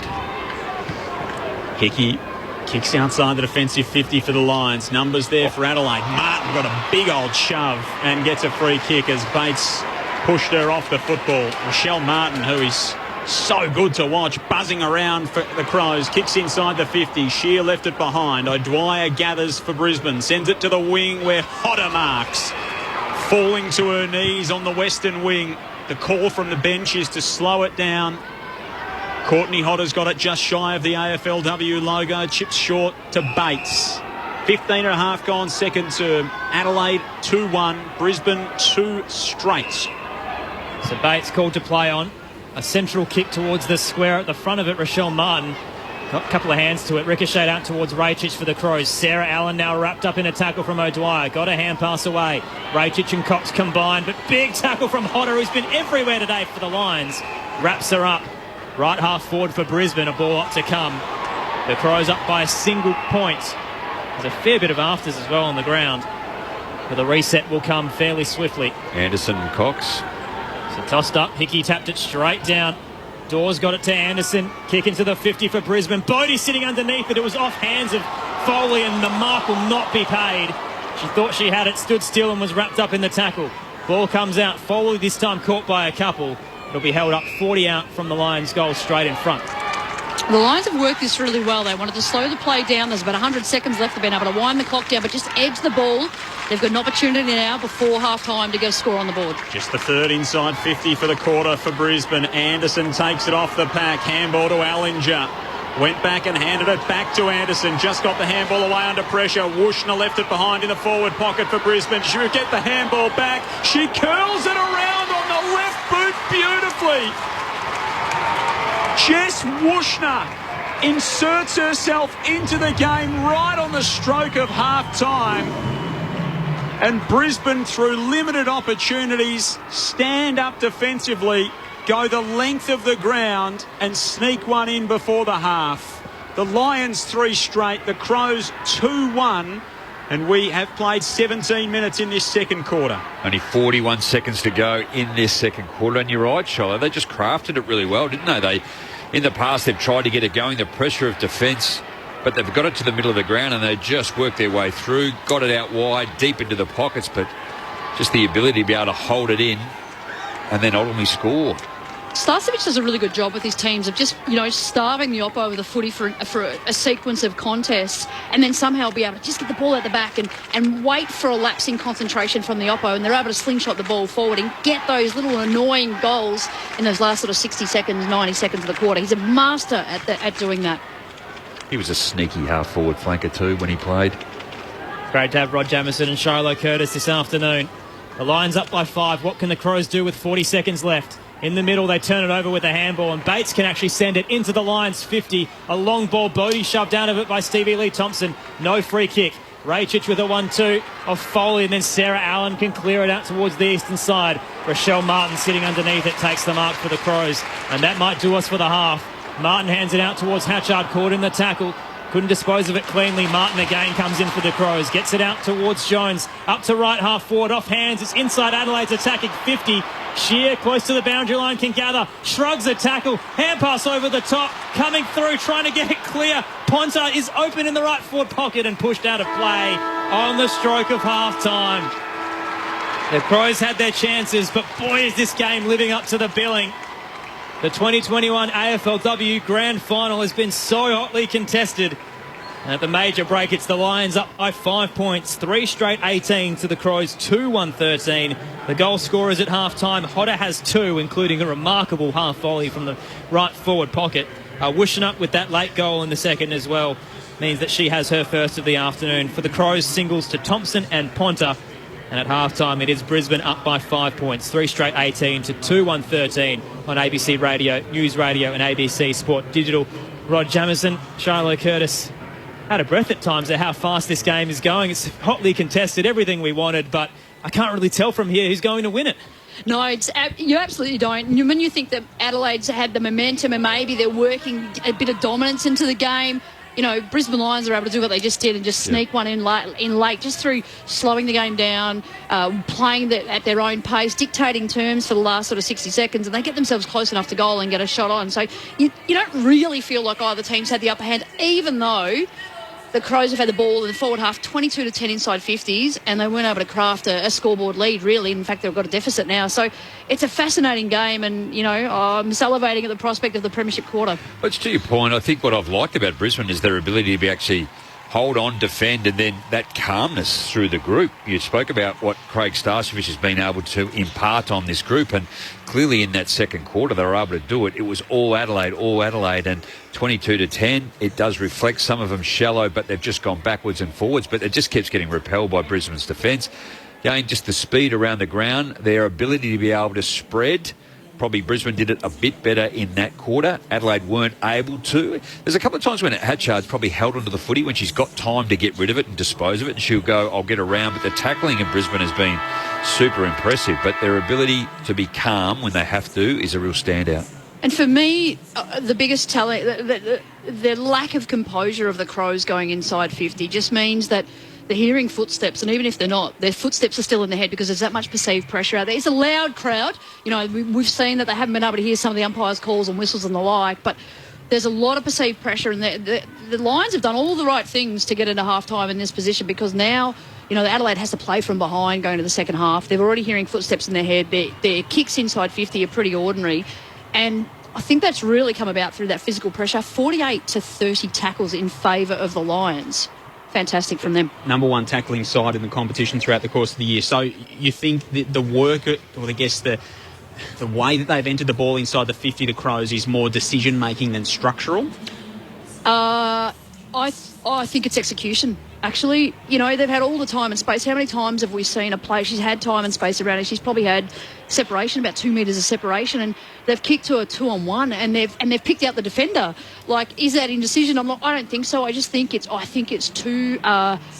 They're making the decisions too quickly, too hastily, and that's being informed by emotional pressure. They're not playing a cognitive game. They're not in their heads. They're in their hearts, and they're panicking. So if you're Doc Clark at half-time and you're trying to fix that, is that easier to fix than if it were a structural issue to get that decision-making right? Absolutely. I'd be having them in there doing some mindfulness and just chill out, girls. Just refocus, recenter. You're in this game with 5 points down. The processes are good. We've got inside 50. We've had repeated opportunities. The defensive work inside 50 to get the ball back in has been outstanding. Trust your process. You're doing all the right things. It's just that last executing kick, isn't it? No, they're winning much of the football they did in that second quarter. Their efficiency got better. Their contested is better than Brisbane at the moment. Their outside, not so. But their tackling, Brisbane are all over them at the moment. 16 to 23 just in that quarter. 12 to inside 50s, 4 in that quarter alone. So you would have said, you know, I don't know what the number is, time in possession of the footy, but I would have thought out of 15, 20 minutes of that quarter, or 18 minutes of that quarter, it's all Adelaide. And that's what hurts going back the other way. And that's where the efficiency, Craig would go, how good were we in that quarter? You're able to hold on, you defend, you were staunch, you were solid, and then you worked your way through. And then we only had 4 inside 50s, but yet we were able to score. And he would take that all day, every day. Probably the one area of the game that I reckon they've probably got to tweak a little bit, and I saw it happen sort of maybe a third of the way through the quarter, is that Brisbane's midfield started to win the clearances. In fact, they won that quarter, I think, 7-5 in the end. So whereas that was the reverse, just going into that last 2/3 of that quarter, there's probably that area that the midfield's probably got to work a bit harder. Marinoff, Hatchard, if she is going through there at Jones, or when Erin moves through into that space, I think the mids have to work a little bit harder. But that's probably the area of the game that I reckon they've got to do some tweaking. Perfect example, the stoppage goal where Ali Anderson gets the clearance, gives it off, gets it back, gives it to Wushner, and they get the goal from that forward 50 stoppage. You know, the vaunted midfield from Adelaide is having the challenge thrown down to them by this Brisbane group. I reckon there's probably, I don't know right about you, but certainly in my experience, I reckon there's probably there's no more exhausting role to play than being a midfielder in grand finals, because there are so many stoppages and there's so much concentration that you need to apply. And grand finals are played contest by contest, and you can't worry about the next one because you've got to win the first one. And there's so much going on, isn't there, at stoppages? There's a lot of people, a lot of players, a lot of different scenarios, and you've got to account for all of them, and you've just got to win that one, and then you move on to the next one. And what happens is you get those moments of judgment, or those lapses in concentration, and the oppo will sneak one forward. And if you're getting stoppages late in the quarter in your D50, particularly deep D50, there's always an opportunity to sort of hemorrhage a goal there. Great to have Rod Jamieson, Shiloh Curtis, our experts this afternoon. Jess Webster on the boundary as well. If the Adelaide Crows would like to win their third flag in 5 years, to do so, they'll have to do something they haven't done all year. which is win after trailing at half-time. They're 0-2 in terms of that. The Brisbane Lions have only lost one game this season after leading at half-time, and that was the round 9 clash with Melbourne, which actually cost them top spot in the end. So historically, in terms of this season, the outlook isn't looking great for the Crows, but it's only a 5-point lead to the Brisbane Lions at half-time. 3 straight 18 plays, 2-1-13 on Grandstand AFLW. It's great to have your company on the text line as well, 0437 774 774. If you'd like to get in touch with us, I'll read a few of those out very shortly. And I'll give you some scores from around the country for AFL men's games coming up later this afternoon as well on ABC Sport. But for now, we'll take you to the ABC Newsroom.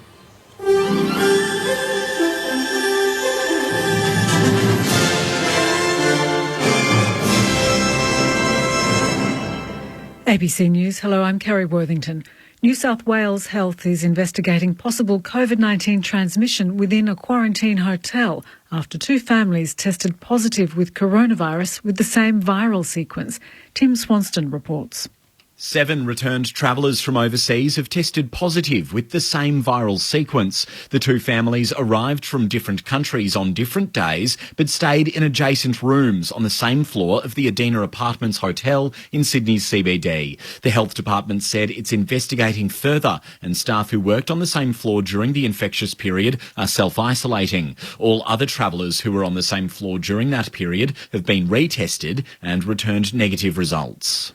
6 new coronavirus cases have been recorded in the Northern Territory, all from a repatriation flight that arrived 2 days ago. 2 women and 4 men are in Darwin's Howard Springs quarantine facility, having arrived on a flight from Chennai in India. All except one are asymptomatic. Authorities say a 40-year-old man has mild symptoms.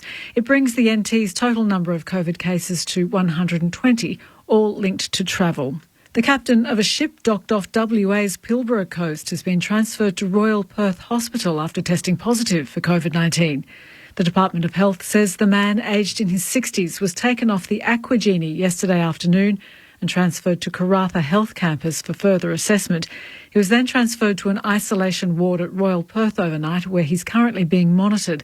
WA Health says the vessel departed after the remaining crew were found to be healthy. A weekend curfew has come into force in the Indian capital, Delhi, as daily COVID deaths rise and the nation records new cases of more than 200,000 a day. The BPC's Yogita Limaye has more. India is in the grips of a second fierce and very aggressive wave of COVID-19. There are some parts of the country in which health infrastructure is already collapsing under the burden of the daily new cases that are coming up. What we're witnessing now is beyond anything we've seen in the past in terms of, what I'm being told about hospitals being overwhelmed, lobbies being crowded, them putting out beds wherever they can. I've spoken to the owner of a hospital who says, I'm going to run out of oxygen in 3 days if I don't get supplies. Western Power says it's continuing its massive response in WA's Midwest region in the aftermath of Cyclone Seroja. Thousands of homes remain without power 6 days after the rare weather event ripped through inland and coastal communities. Western Power Communications Manager Jean Burton says while crews are focusing on restoring power to hardest hit areas of Kalbarri and Northampton, the clean-up is widespread. We're repairing, around 140 transmission poles we're trying to do in a week or so, and that's around 30% of what we'd normally do in a year. So a massive response at the moment. Former federal Liberal leader Andrew Peacock is being remembered as someone who shaped Australian politics and made a lot of friends. Mr Peacock died at his home in Texas, aged 82. He was the member for Kooyong for 28 years, served as a minister in 3 governments and led his party to elections in 1984 and 1990. He also served as ambassador to the United States. Victorian Liberal leader Michael O'Brien says Mr Peacock was a giant of the party. His life was one of service, but he never lost touch with ordinary Victorians. As I say, he was just as comfortable, in fact more comfortable at home in the betting ring at Flemington as in the boardrooms of Collins Street. One of Britain's most respected actors, Helen McCrory, has died aged 52. The BBC's Vincent Dowd looks back over her life. From her early 30s, it was clear Helen McCrory would be one of the UK's leading performers. On TV, she took the title role in Anna Karenina and then played Cherie Blair in the film The Queen. She was in 3 Harry Potter films as Narcissa Malfoy and played Aunt Polly in Peaky Blinders. In all, she had some 70 screen credits. Helen McCrory also played major roles on stage. In 2007, she married the actor Damian Lewis. He said of her in a tweet, "She died as she lived, fearlessly." Briefly, the South Australian government has confirmed Google will open an office in Adelaide CBD. The global tech giant's public sector team is expected to work on health research and technology, including through collaborations with SA Health and Medical Research Institute. And that's the latest ABC News. Hi, Heather Hewitt here. Join me for Backroads as we travel to the more remote towns and regions of Australia, from Cobar to Cloncurry. Really good life, really. Strawn to Cooper Pedy, and many more in between. There are sand, there's dust, there's lots of flies, there's very large mosquitoes. We discover all that magnificent rural and regional Australia has to offer and celebrate the amazing people living life just off the backroads of Australia. Backroads, Thursday nights at 8 on ABC TV and streaming on iView. The 2021 AFLW Grand Final on ABC Radio and ABC Sport Digital Radio. Free kick to the Adelaide Crows in their 50th. Jonesy kicks it in. And Daniel Ponta coming out will take the mark as the most goals in the history of the AFLW Grand Finals with 3. Comes around. Nice kick from 30. Daniel Ponta's on the board. Gathered by Foley, their captain for the day. Kick was smothered. Davidson did very well. Ricochets out to O'Dwyer. 45 from goal, curling it around on the left. It's an open goal square. Bouncing ball, won't reach the line. Sock it out of the air by Hodder. Incredible! Back to Anderson, just got the handball away under pressure. Wooshner left it behind in the forward pocket for Brisbane. She would get the handball back. She curls it around on the left foot beautifully. The 2021 AFLW Grand Final on ABC Radio and ABC Sport Digital. An enthralling, entertaining contest here at the Adelaide Oval in the 2021 AFLW Grand Final. It's the Brisbane Lions leading by 5 points at the major break. 3 straight 18 to 2-1 13, but it's been a back and forth affair. And the Lions do look like they're on top of the Crows at the moment. That being said, it's going to be a different second half, I imagine, after Matthew Clark talks to his troops. It's great to have your company as well on ABC Radio, News Radio and ABC Sport Digital. Aaron Bryans and Joel Peterson with you alongside Charlo Curtis and Rod Jamieson. The text line 0437 774 774. Plenty to run through. Bill says the Crows must get to the ball, contest and fix up their forward 50 entries. Exactly what Charlo Curtis said. The fact that they've had plenty of chances, especially in that second quarter, but they just didn't take advantage of them. Ben in Barwon Heads says, the umps part of the game as well? You haven't mentioned their names once during the call. We haven't, Ben. You are correct. So the umpires this afternoon, Nicholas McGuinness, Michael Pell and Nathan Toner. Unfortunately, in the AFLW, they don't wear numbers, so it does get a little bit hard to distinguish between the umpires. But congratulations to them for getting the grand final call, something that Sally is not happy about on the text line. I wanted to see a female umpire in the AFLW Grand Final and says it's a poor choice by the AFL. Pete in Ballarat says, "G'day everyone, cracking game, big momentum shift and huge boost with Wooshner kicking that late goal for the Lions. They'll be hard to stop now." Pete sounds like he's a Lions fan as well, and they do look up and about at the moment, heading into the major break up by 5. And Lisa also says, "Loving the game and your broadcast. Charlo is a legend, as is Anne Rulton from the VWFL. Anne is actually 75, so I'd call her the matriarch. Go Lions today," says Lisa. Just a quick score update around the country as well. In the cricket, it's the Sheffield Shield final, day 3. And at the moment, New South Wales 2 for 88 in their second innings, trailing by 158 runs. That's after Queensland were bowled out for 389. Marnus Labuschagne reaching 192 off 353 balls. At the moment for the Blues, Matthew Gilkeys, 30 from 61. Jason Sanger, 3 from 9. And for everyone who's with us this afternoon in terms of the coverage and where you're headed to afterwards, our listeners in Brisbane are headed off to the NRL, Manly up against the Gold Coast. Everybody else, you continue the afternoon with some AFL men's action, starting with the Western Bulldogs up against the Gold Coast. The players starting to make their way out onto the field as we approach the second half of the 2021 AFLW Grand Final. It's going to be a thrilling affair if it's anything like the first half that we've seen so far. Charlotte Curtis, what are you expecting? Do you think Adelaide will come out and respond immediately? Do they need to make some drastic changes to start this third quarter? Good teams are when they're challenged, they respond. And we've got two really good teams out there today. We know that their ball use is exquisite when they switch their heads on and they play composed footy. I think they're a little bit rattled. There's a bit more pressure here, I think, for the Crows today too. They're trying to go for the 3 flags, but you're doing it in front of a huge crowd of 30-odd thousand people. So, you know, you've got a hometown advantage is great, but you're sort of carrying 30 or so thousand people on your shoulders too as you're trying to just defeat an opposition team on the other side of the footy. So I think there's a little bit of perceived pressure going on for them. But at the same time, they've got another gear. I think they do have another gear. We've seen it from them over this season. But the Lions, they're just such a consistent outfit, and they don't tire, and they just don't go away. Like if I'm the Crows, I'm just like, well, you just bugger off, because every line in the field, they've just got seasoned, good, consistent players. And if you look statistically at the Lions, and you look at the top sort of 18 players or so in the competition when the champion data results come out every week, there aren't a lot of Lions featured up the top, like the Marinuffs or the Press Parkises and those kind of players. They're just there, like they're thereabouts. They've got lots of them that are thereabouts, and they go and execute every week. And, you know, that's how you win. That's how you win seasons of football, just having good, consistent, elite performances week in, week out in every zone on the ground. And having a look at the stats for that reason too, I touched on pre-game that Adelaide are clearly above in a lot of the statistical areas. But if you can play it as a team, it doesn't matter, isn't it? You know, like if you can have that bond, if you can have the connection and the experiences that you talk about together.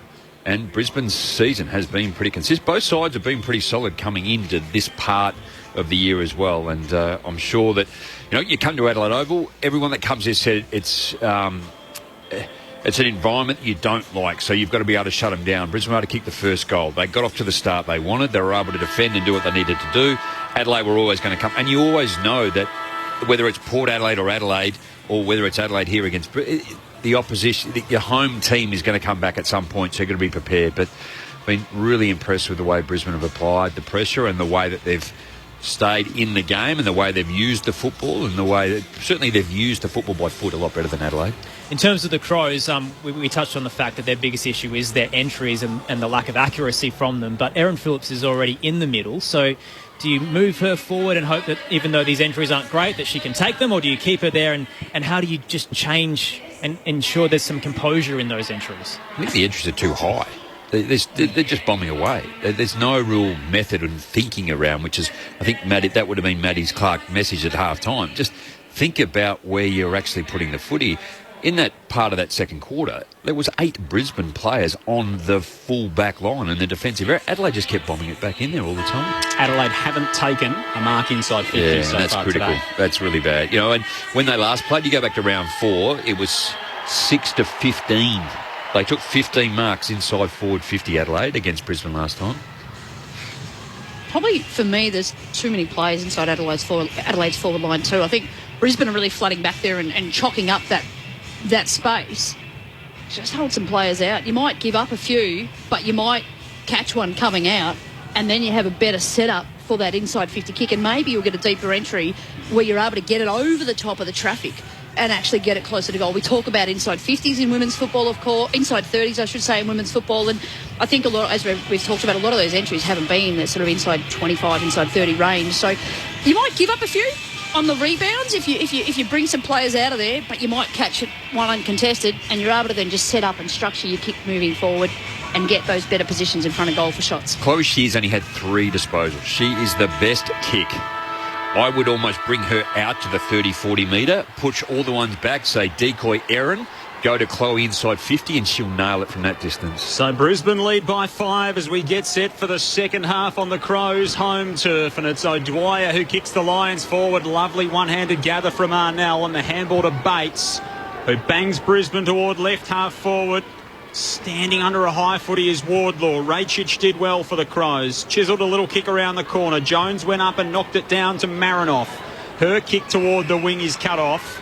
Anderson, who got really busy in that second term, Coming up for disposal, number 12 here for the Lions. Sends them inside the forward 50. Knocked away from Hodder. Jones left it behind for the Crows. Bodie to Bates, who kicks inside the 50. It skews off the side of her boot and it'll go out of bounds on the full, and Rachich will take it in the sunlight at the northern end of Adelaide Oval. Jones probably a good example of some of that perceived pressure. She's a very clean player, beautiful player. Fumbling today, all day. So Rachich just goes across the defensive goal face. Sarah Allen takes the mark and then sends it up towards right half forward. There's a free kick off the ball and it's going Adelaide's way for a hole.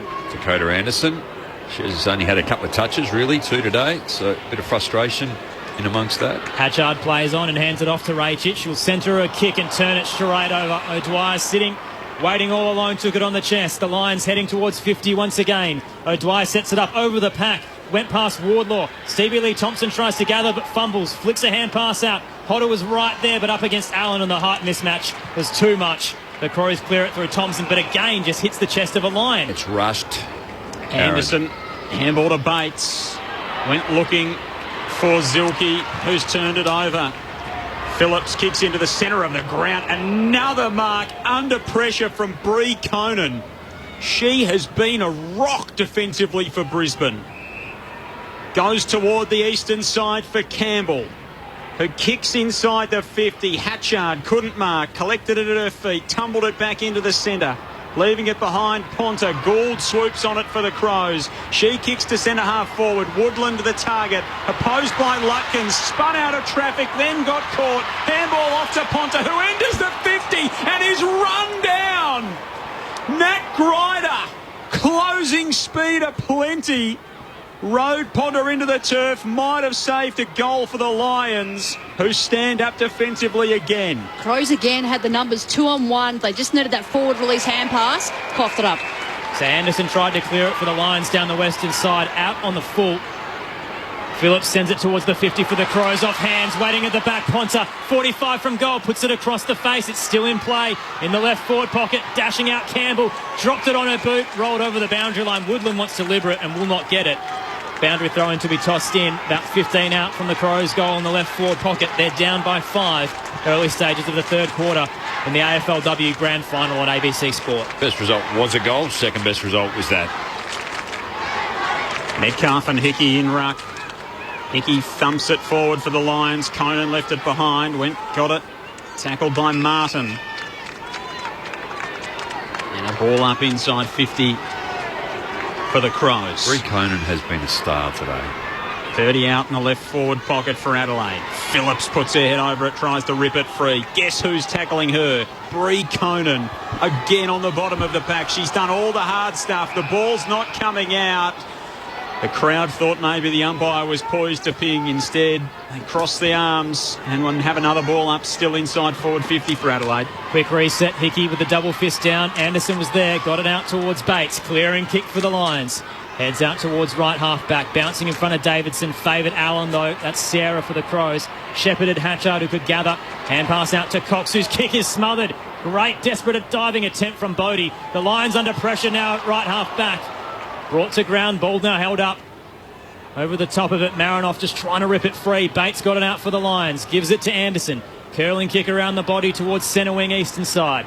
Wardlaw tapped it to ground, but Thompson read it best for the Crows. Gets it out to Metcalf. Long kick into the 50. Back with the flight. Great mark taken by Lutkins once again for the Lions. They've been brilliant defensively. Flares it across the defensive 50 and just threads the needle. Dropped it into the bucket where Campbell was able to pick it off. Kate Lutkins is playing like Bruce Dool.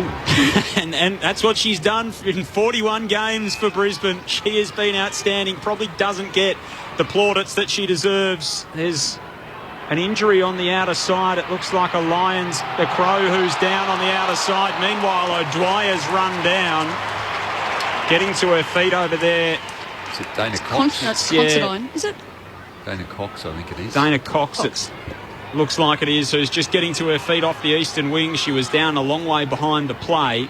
Meanwhile, the ball is with Stevie Lee Thompson, centre of the eastern wing for Adelaide. The Lions 3 straight lead the Crows 2-1. Thompson sets it up to left half forward, off the hands of Gould at the pack. Shear picked it up, just threw it on the boot, bouncing ball into the 50. Went through the hands of Woodland. Clean gather for the Lions, and they'll get it out of the defensive 50, but only as far as Jones picks it up at centre-half forward, runs into the 50 for Adelaide. Long kick towards the line, just didn't have the carry and off hands. It's pushed through for a minor score. The Brisbane Lions now need by 4 points. It's 3 straight 18 to 2-14. 5-minute mark of the third quarter in the 2021 AFLW Grand Final. Well, that was well read there by the Lions. They knew the ball was going to sail over the top of that forward player, and they just elected to fist that ball over the line. Campbell thumps it out toward the western side, the broadcast side of the ground here at the Adelaide Oval. Allinger picked it off the pack. Arnell, a clever tap toward the boundary line, picks it up, dribbles a left foot kick down the broadcast wing. Davidson up to meet it for the Lions. Great tackle, Ange Foley, wrapped up Allinger. The umpire slipped over in his haste to get to the contest and say, I'll have it. Right in front of Jess Webster, who's on the boundary on grandstand. Yeah, Dana Cox, she spent a bit of time in the hands of the trainers on that outside wing. Eventually just pushed him away and she stayed out there. The Lions with the clearance through Arnell. They head up to left half forward. Offhand, Smith, hand passed in front of Wushner. There's no one in the 50. Wushner gathers off the bounce and just sends it towards goal. It's bouncing. It's rolling. It's got a favour. It works. Wushner's done the impossible from 50 out. Just thrown it on the boob and hope. And it's rolled through for a major. The Lions up by 10 points. And Wushner has her second. Early stages of the third quarter.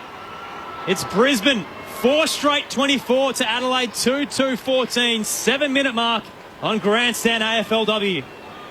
Well, you have moments, don't you, right, in grand finals where the ball bounces a certain way and you think, I think the game's going with us, it's coming with us. And if that effort there from Wushner is anything to go by, maybe we might be seeing that Premiership quarter momentum shift the way of the Lions. Just really smart play by Wushner. Didn't try and overkick it, just needed to put it into the vicinity. Stevie Lee Thompson was burning down the corridor and the ball just over end outran Thompson. So did all the right stuff. Wushner, Lions in front.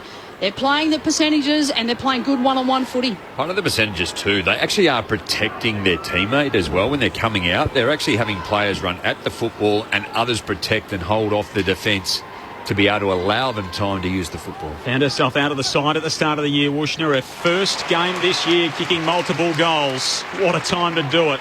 From the centre, Phillips put her head over it, chipped it forward to Charlton, who takes a sprawling mark in the centre square, and now sheer marks on the edge of the 50. She pokes it into the pocket. Lovely kick. Ponta's got it. 35 out, tight angle, right of centre. She's marked 10 in from the boundary. She's run 100 metres to take that mark, Ponta. What great work rate. Yeah. Need to finish. Chloe Shear, what a kick. Danielle Ponta kicks one in the second term and won't go close with this. It strikes the right hand behind post. Just too close to the player on the mark. Came off the side of the boot, just trying to give herself a bit of space. Just needed to come back a little bit further. Promising signs, though, seeing sheer lead up like that and take that kind of strong mark. Fantastic from her. Charlotte Curtis, Rod Jamieson, your experts this afternoon for the AFLW Grand Final. Kate Lutkins has it in the left back pocket for the Lions. Long clearing kick towards the arc. Great rise and fly from Wardlaw to take the mark in the pack. Plays on quickly, kicks it up towards the western side, just short at left half back. Good mark taken by Conway, who sends it up the western side. Overhands, Hodder at the back, trying to gather, just dived onto it, tapped it out to Spark, who couldn't pick it up cleanly. Forward go the Crows, but not far enough. Busting through, trying to get through a lot of tackles was Conway, who ran all the way from left half back. Wrapped up, ball up to come in front of the benches. Currently the Lions up by 10 points, which will please Stuart in Buninyong, who's texted in, which says, love to see the Lions win today and win the flag as well. Where's he from? From Buninyong. Where is that? That'd be Buninyong near Ballarat. Close enough. Nice golf course at Buninyong too. It is. Not Road National Cycling Championships held around Mount Buninyong as well. Through the centre, here come the Crows. Charlton dropped the mark. Now, that wasn't me having a crack at you, Aaron. I genuinely did not know where that was. I'd never heard of that before. Next to a little suburb of Ballarat called Magpie. Is that an actual suburb too, Magpie? It's not quite on offer here today. We've only got Crow to offer to you if you're interested. Well, the Lions are having a crow's feast right now. Oh, what? Comedy stylings of Shiloh Curtis on grandstand AFLW. That's all I've got. 10-point lead to the Lions. 10 minutes gone in the third term. Do mums make jokes? Surely it's dad jokes, right? Here we go through the centre. Mules took the footy, but Considine was thrown into the turf when she didn't have it. And just next to the centre circle, she'll pump the Crows into attack. It's up towards the 50. Off hands, it spills favourably towards Ponta, who curls around towards the top of the goal square. Great mark against Chloe Shear. Is that Wardlaw again? It is. Usually starting up forward, but a great mark for the Lions. It's Tahoe who has it now. Tries to get it out of the 50. Awkward kick off the side of the boot, or a roll over the boundary line to be tossed back in. Inside Adelaide's attacking 50-40 from goal. Really smart coaching move there, moving Wardlaw back. That was a strong mark on Chloe Shear. She's a tough character, really strong through the core, and being able to outmark her, fantastic. Emma Zielke on the bench, on the boundary, being looked at by Medicos there too, so we'll keep an eye on that one. We'll get down to Jess shortly for an update on the Lions star. Anderson's over the top of it. She's wrapped up. And we will have a ball up. Brisbane 4 straight. Crows 2-2. Brisbane have kicked the last 3 goals of the game, stretching back into the second term. Marinoff tumbles the footy inside the forward 50. Phillips lumbers out after it. Didn't do so all that fluidly, and then was thrown off the footy. Picked up by Considine. Kicks to full forward for the Crows. Grider out to meet it for Brisbane. Paddles it to her own advantage. Runs onto the footy. Sends it toward the eastern wing. It floats over the head of Wushner and Van Hagen. Wushner did well to slap it back into traffic. Davidson's over the top of it. Maybe should have given away a free kick to Sarah Allen. Eventually it worked its way back to Wushner, and she finds Wardlaw on the wing for Brisbane. So Wardlaw, nothing to go to, Aaron. Hands it off towards Wushner in front of the benches, and an awkward kick didn't favour Arnell. Did well to gather under pressure and give it back to Wardlaw. The Lions into the 50. The Crows have the numbers though. Davidson did well. Tapped it out in front of O'Dwyer. Spinning around, got boot to ball. It's left and not coming back. And that'll be out of bounds on the full in the left forward pocket for Brisbane, currently up by 10 points. There's another injury concern, Jess Webster. Looks like Ange Foley down there has just hurt her knee on that marking contest with Davidson in the air. When she landed on that left leg awkwardly, not looking super at the moment. Grabbed at her knee straight away. Looks in a lot of pain. The stand-in captain with Chelsea Randall out. The left knee as she lands buckles under her on the way down. Incidentally, it's pretty much in exactly the same spot that Erin Phillips did her knee here 2 years ago. Not that there's any superstition around that, but just to give you some idea about where in the ground she was. Really unfortunate, and all of the players stopped.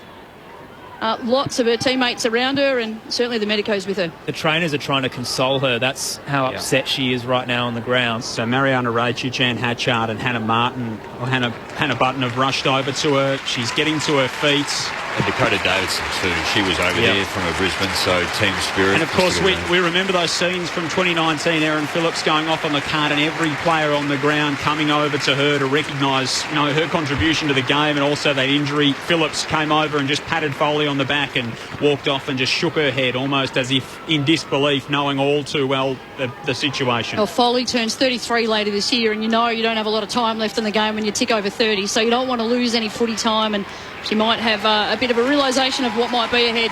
And Emma Zielke too. She looks like she's done for the day. She's got her head in her hands, sitting at the back of the box. So, Jess Webster with a quick update from the benches.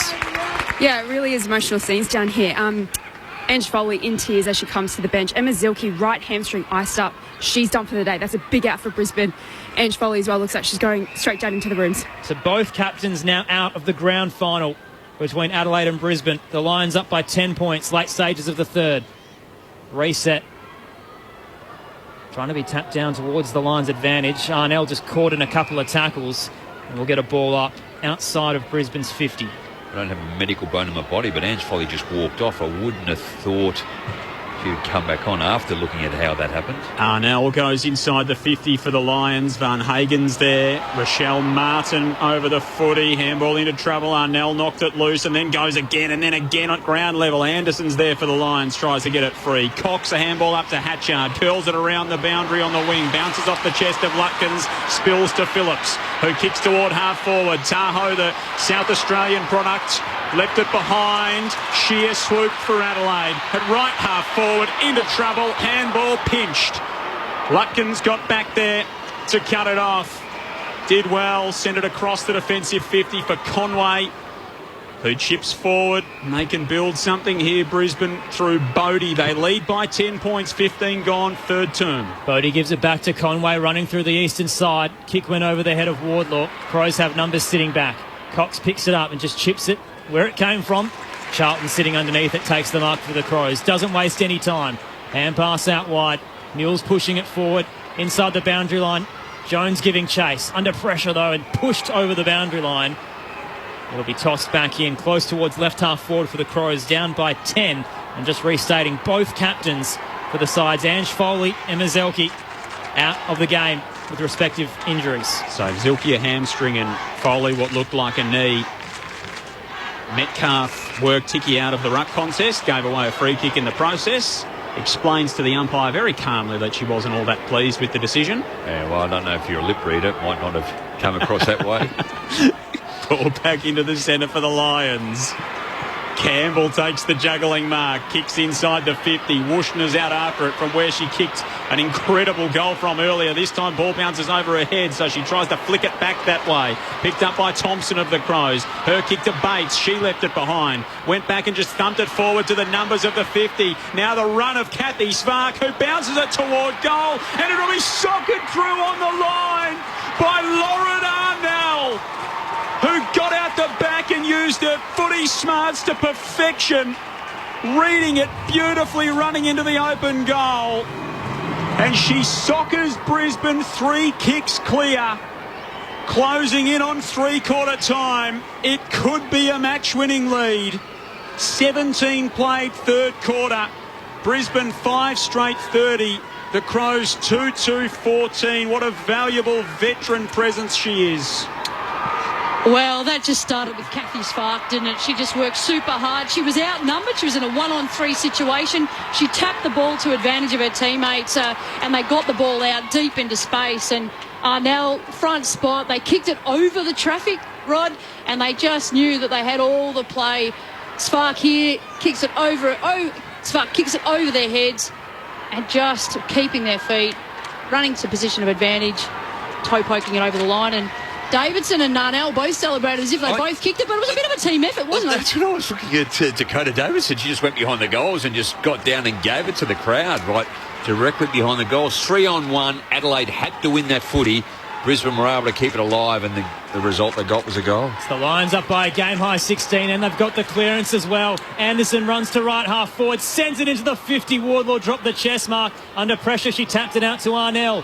Defensive hand pass, got its way towards Campbell. A 1-2 with Ellinger, gets it off towards Anderson. Kick around the body, bouncing in the right forward pocket. Considine comes to assist. Knocks it out of play in front of the scoreboard pocket. And boy, this game is getting away from the Adelaide Crows now. And what a moment for Lauren Arnell in her final game. What could be the match winner. The Lions up by 16, late stages of the third.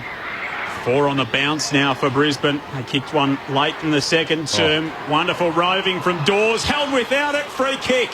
Free kick, Brisbane inside the forward 50. Belle Dawes came steaming through the contest and got collared.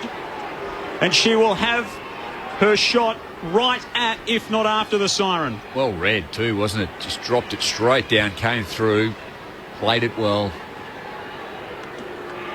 So Dawes to stretch the margin to 22 points. Sends it on its way and sends it straight through.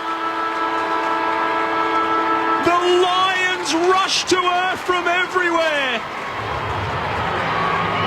Belle Dawes might have closed a few doors here at the Adelaide Oval with a goal right on the stroke of three-quarter time. And Brisbane turned for home with a lot more than their nose in front, chasing a first grand final win in their third attempt. Three-quarter time, Brisbane have kicked 5 in a row. They lead 6 straight 36 to Adelaide, 2-2-14. The goal scorers at three-quarter time for the Lions, 2 to Wushner and Hodder, singles to Dawes and Arnell. Meanwhile for the Crows, just the 2 individual goal kickers, Stevie Lee Thompson, Danielle Ponta. Adelaide only hit the scoreboard with a behind in that third quarter, and now trailing by a game-high 22 points. Heading into the final change, can the Brisbane Lions finally do it on their third attempt? A chance at their first flag is about 16 minutes away. A 22-point lead heading into the final quarter. It's great to have your company on AFLW Grand Final Day. The text line, if you'd like to get in touch, 0437 774 774. Following this game, most of you are staying with the AFL coverage, headed to the Western Bulldogs up against Gold Coast. Meanwhile, listeners in Brisbane and Canberra, you're headed to the NRL, and listeners on News Radio, you will go to the clash between Sydney and GWS in the AFL.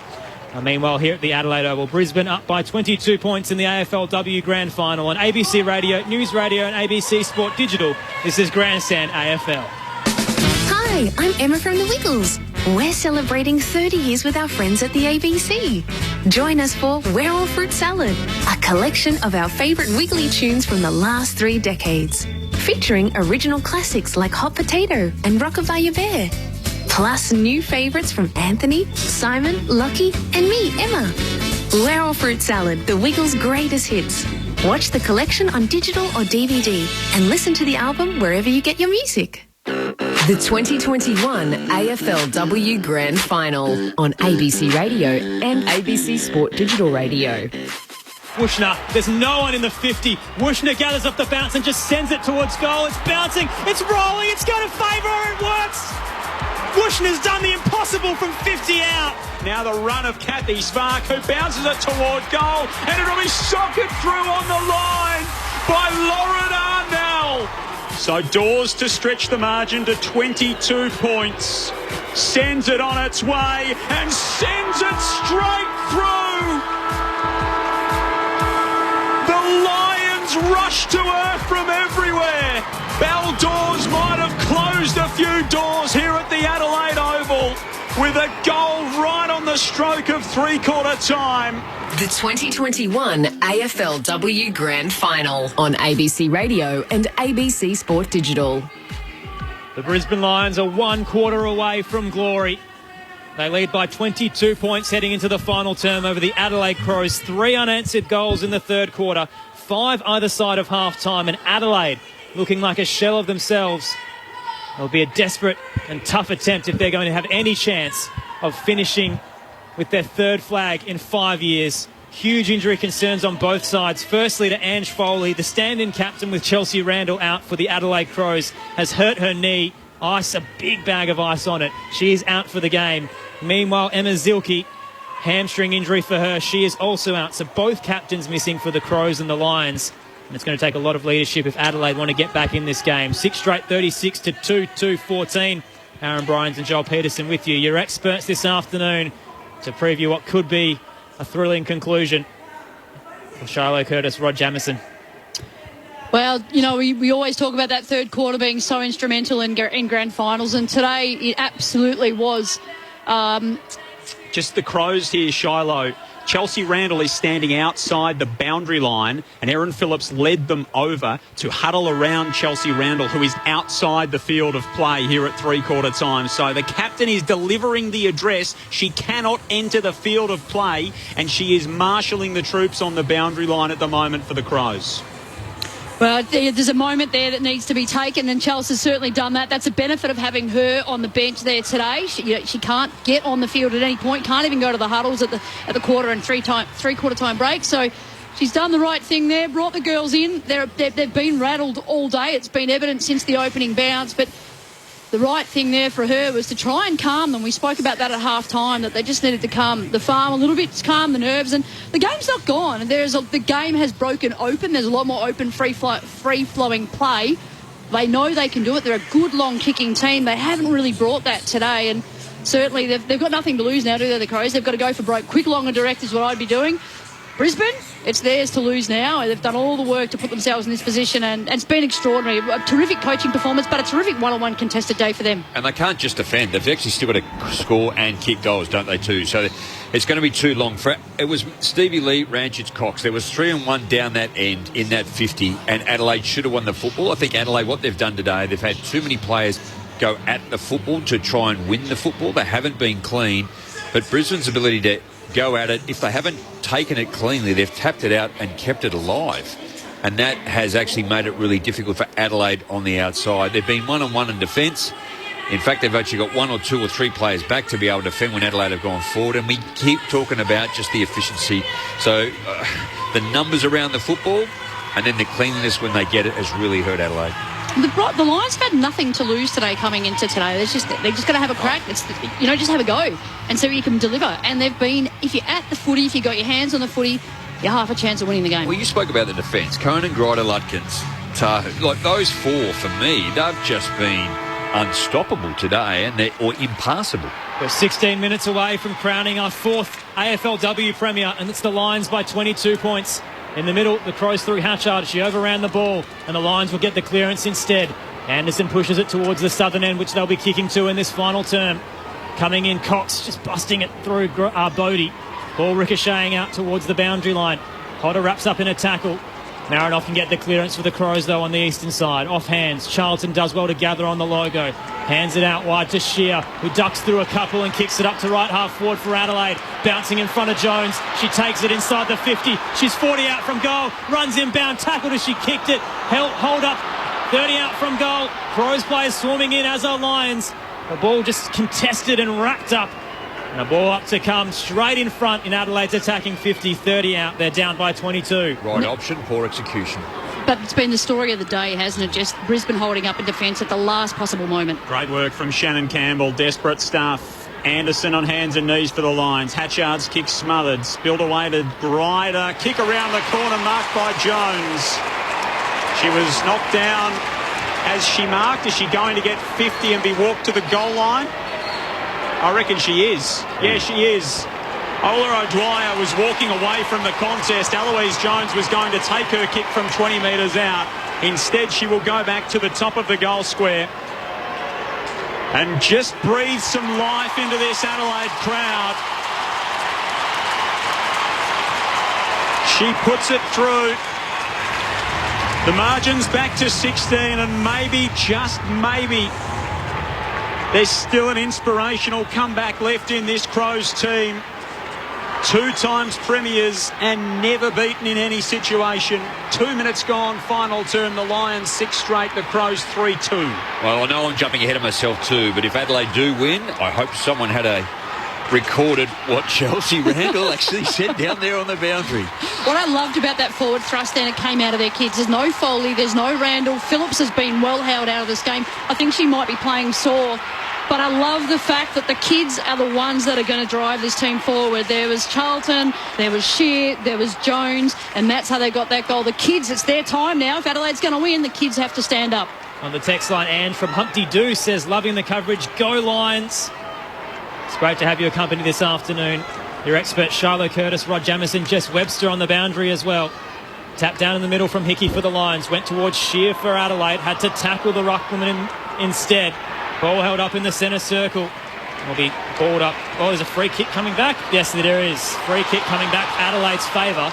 They originally had tried to take the advantage, but it will be brought back to the centre square. That always frustrates me, that does. They always talk about the players dictate and the umpires should let them go. So the players do it, but the umpires call them back. Frustrating. Caitlin Gould has it. Lauren Arnell stands the mark. So Gould.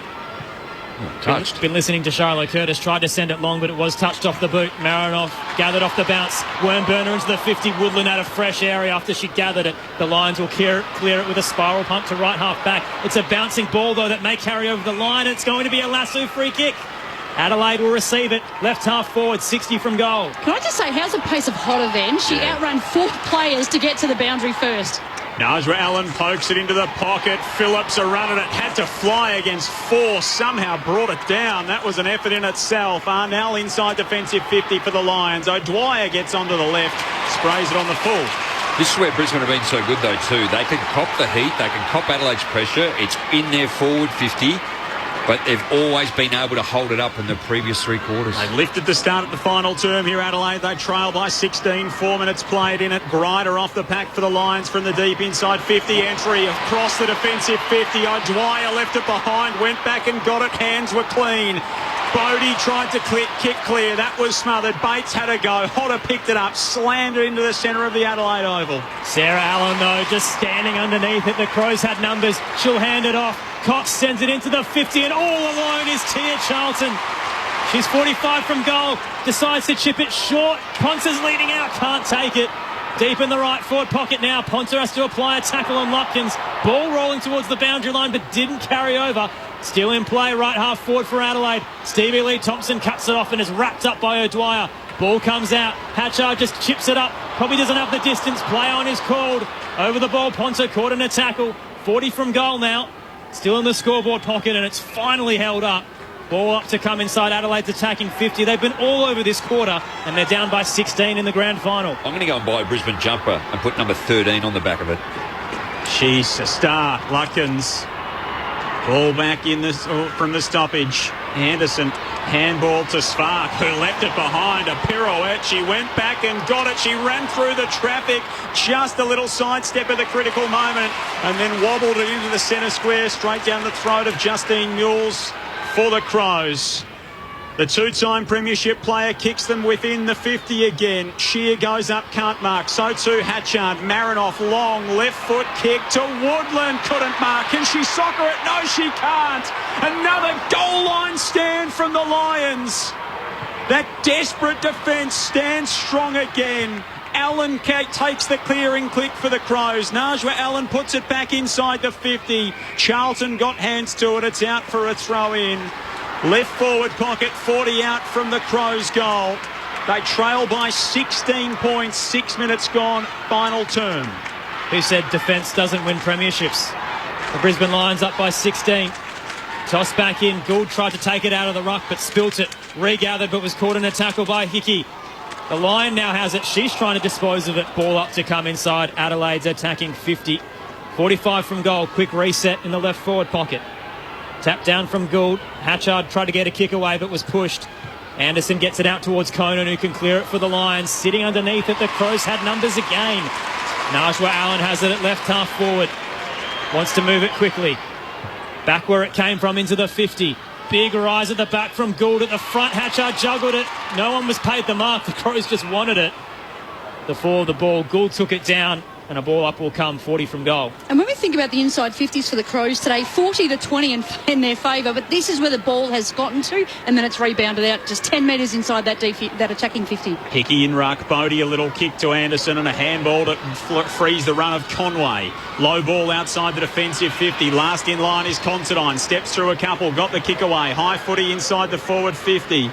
Across to knock it down was Hickey. It's built to Hatchard, who sends it toward full forward. Campbell's there this time.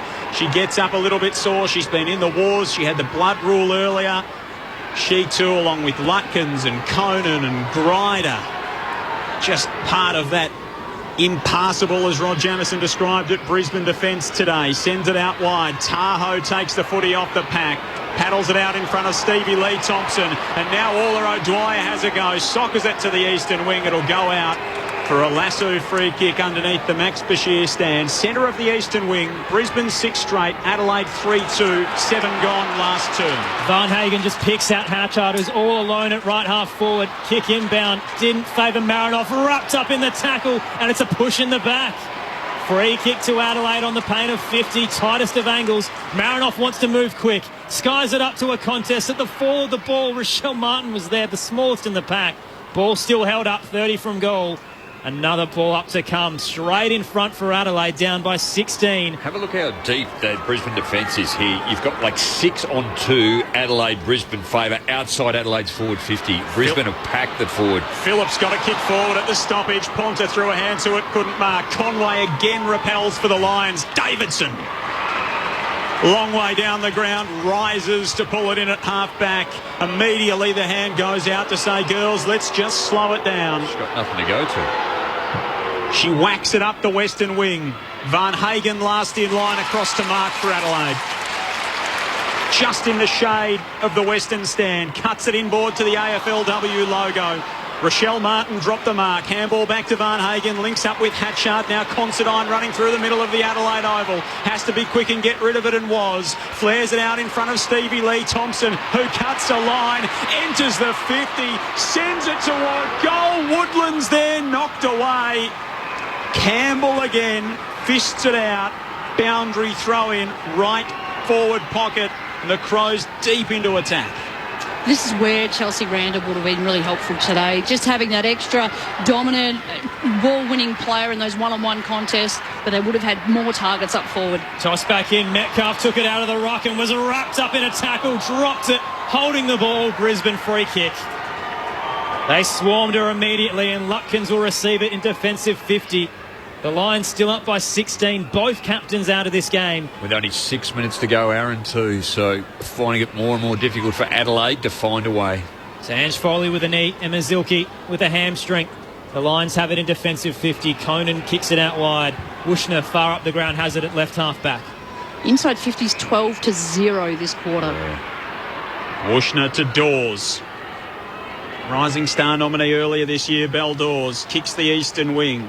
Cox in at the back for the Crows. Clever handball through the traffic. Marinoff jammed her on the boot to half forward. Wonderful take from Jones. Handball off. Martin left it behind.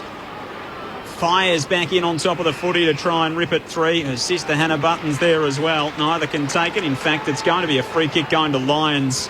And Martin will take the free kick because Dawes dived on it and didn't get rid of it. So Martin in the centre square. Sends it up into the 50. Big pack forms. Nice rise from Gould. Couldn't take it cleanly, though. The Lions again with numbers at the fall of the ball. Conway trying to gather at tight angle in the right back pocket. She's under pressure from Woodland. Put her head over it and received the free kick in the tackle. That's not what the rule is for. No. The Lions have it in defensive 50 now, up by 16. I hate that. You hate to see that because it's role modelling poor behaviour for kids and someone watching at home. You shouldn't be encouraging head-high contact on yourself. Davidson took the kick to the wing and then just slammed it out toward half-forward. Just says, Kathy Spark, your sister Ruby won the grand final sprint. You go and chase that. And she runs down Considine. It runs in the family. Kathy Spark gives Brisbane a spark at right half-forward. She should be running the store gift. She sends it to centre half forward now. Grider looks inside the 50. Wardlaw presents, couldn't take the mark. It spilt to Dawes 40 from home. Tried to slip the tackle, thrown down by Cox. Buttons there for the Crows. Her handball only as far as O'Dwyer to Grider. High footy inside the 50. Hotter front spot. Van Hagen over the back for Adelaide. Knocks it toward the boundary line. Arnell wants to find touch and does. Sees it across the boundary line in front of the Brisbane race. 45 metres out from the Lions goal at the Riverbank stand end. It is Brisbane who lead by 16 points. The Crows with the only goal here in the last term. This is what Brisbane will do. They'll have one inside 50 for the whole quarter and they'll score out of it, and you'll have had 12 at the other end and got nothing. In the ruck contest, Wardlaw wanted to take it. Hatchard just bowled through her and gave away the free kick in the process. So Wardlaw has it 45 from goal, slight angle to the left. She's calling it. She said she's going for goal. Might as well waste the time. Kick from 55, get it inside, close, try and orchestrate something in the chaos and commotion of the goal square and sneak one home. It's what the Lions do so well. So Wardlaw, 6 goals, 3 for the year. Will take a big effort. Outside 50, she's got a lot of carry. Just threw it on the boot in the left forward pocket, off hands, spilled down. The Crows through Metcalf trying to clear it. Najwa Allen wraps up in a couple. Ball up to come, left forward pocket, tightest of angles for the Brisbane Lions, up by 16 in the AFLW Grand Final. 3-goal third term busted the game open for Brisbane. Deep inside their forward 50. Did Considine get a boot on that? She did. The ball fell in front of Ailish Considine, and as Jess Wushner looked to push her into the footy, it hit the boot of Considine and went over the line on the full, as she rather angrily stamps out the mark. Well, you wouldn't want any other player from the Lions unit kicking this goal over the boundary line. She's gonna have to check side this. Amazing. Wushner has kicked 2 to kill the game, sends it on its way, strikes the post. First minor score for Brisbane all day, 6-1-37. Adelaide 3-2-20, the margin 17 points, 14 gone in the last. Sarah Allen knows that time is running out, just goes straight down the corridor for the Crows, but there are so many lines sitting back. Bates just sends it back into the 50 for Brisbane. Bounces in front of Wushner. She's got Hatchard chasing her. Tightest of angles in the left forward pocket. From 15 out, Wushner looking to do something remarkable. Pushed through for a minor score. There was a whistle as well in the process. I reckon it was out of the boundary line. Yeah. So to be tossed back in the left forward pocket. 25 from goal for the Lions. Up by 23 points. 22. 17 points. 17. Aaron? My maths is terrible today. Just over a minute and a half to go. Ball thrown back in. Bates from the stoppage for the Lions. Throws it on the left boot. Wild shot at goal will just sneak in for one behind. 6-2-38 makes it an even 3-kick game. The way of Brisbane. 15 minutes gone in the final term of the 2021 Grand Final. So the Crows again just heading through the middle. Offhands, Charlton tries to push it through the western side. O'Dwyer providing a contest there. Jones coming in to assist for the Crows. Diving onto it, Ellinger just tries to get it out. Conan's in there as well for the Lions. Short of the logo on western side. There's so many bodies around this ball, and finally a ball up will be called. Well, you get to 60 seconds thereabouts when you know you've got the grand final, the result under wraps. You've won the game. It's just time to enjoy the football now. So Hickey taps it down for the Lions. Bates sends it towards the 50. Crows sitting back. Sarah Allen fumbled it. Gathered cleanly by Tahoe, but brought to ground in the tackle, holding the ball. Free kick goes Adelaide's way.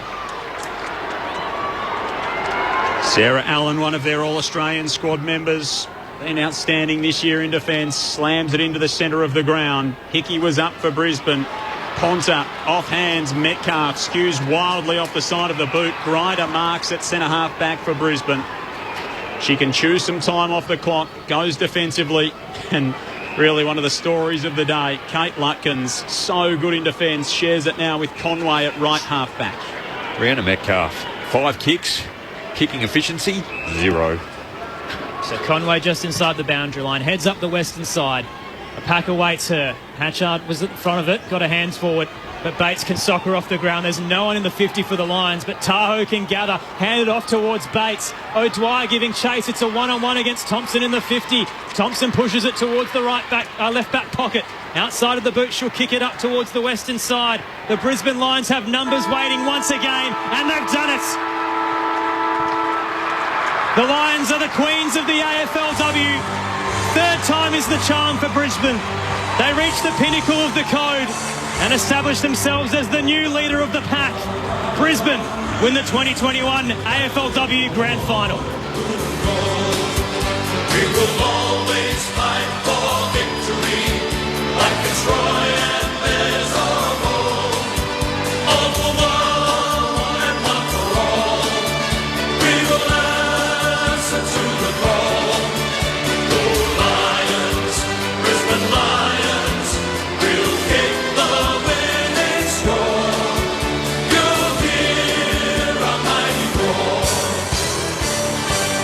The Brisbane Lions win their first flag in 5 years. It was a draw at quarter time, scores level at 1-6 apiece. Brisbane took a 5-point lead into the major break and then took over from there. 3 unanswered goals in the third. They kept the Crows goalless until the late stages of the the early stages of the final quarter through Eloise Jones. And the Lions ultimately winners by 12 points, 6-2-38 to 3-2-20.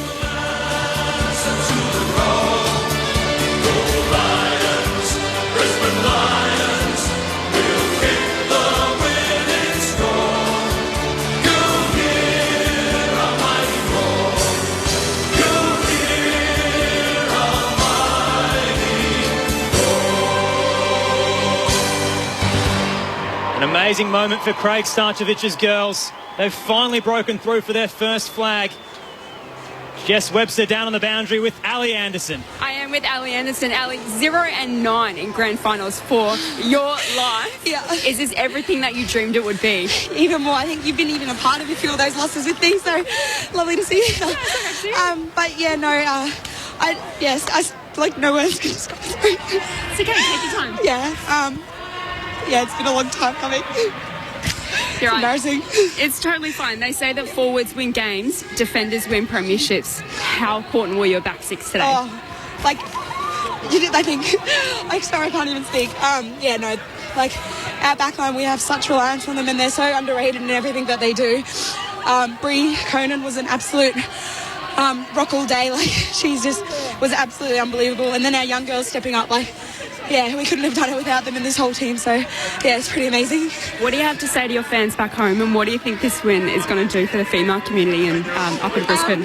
Just thanks everyone for supporting us and, getting to all our games. And we did all this for you guys and for our family and for everyone else. So thanks so much. Thanks so much, Ali. You got through this interview. Well done. Go and enjoy it. You deserve it. So Ali Anderson with a game-high 23 touches alongside Emily Bates for the Lions, and it's so important for Ali because she's lost 9 grand finals in her life, including junior footy up to senior level. She's finally broken through on the biggest stage in women's football. I've always thought that it doesn't matter what grade or what level you play. When you play in a grand final, it's the enjoyment and the accomplishment and achievement is just enormous. But to be able to do it at the highest level and to be able to accomplish it and get her first one, congratulations. I'm going to take our listeners behind the curtain a little bit here. I think Jess Webster's dad might have actually coached Ali Anderson in one of those grand finals. In the first one, Jess played with Ange Foley in the NCFL as well, so there's ties to both camps here. But certainly for Ali Anderson, I mean, a moment of triumph, and wasn't she terrific, especially after quarter time? And then you have Emily Bates too. I can't be more praiseworthy of the defence. They were just phenomenal. They were outstanding, but again, just the way that they were able to use the football, the speed, and by foot, they used the football better. When they didn't have it, they defended enormously. They had a really good game plan, and they were able to do that. And to come to Adelaide, how ironic, Adelaide take the first one in 2017 in Brisbane, and then Brisbane come here and take it away when possibly most thought that Adelaide would win here at home. Well, they made the game their own simply by winning the one-on-one contests. Every time the ball went within the vicinity, they were first there, or if they weren't, they were side by side, and they won the contested footy.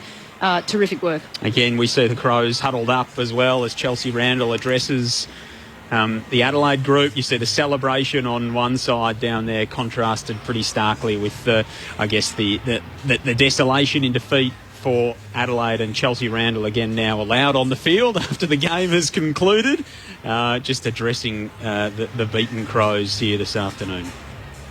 Might head down to Jess Webster and just see what the atmosphere is like down there at the Brisbane Lions.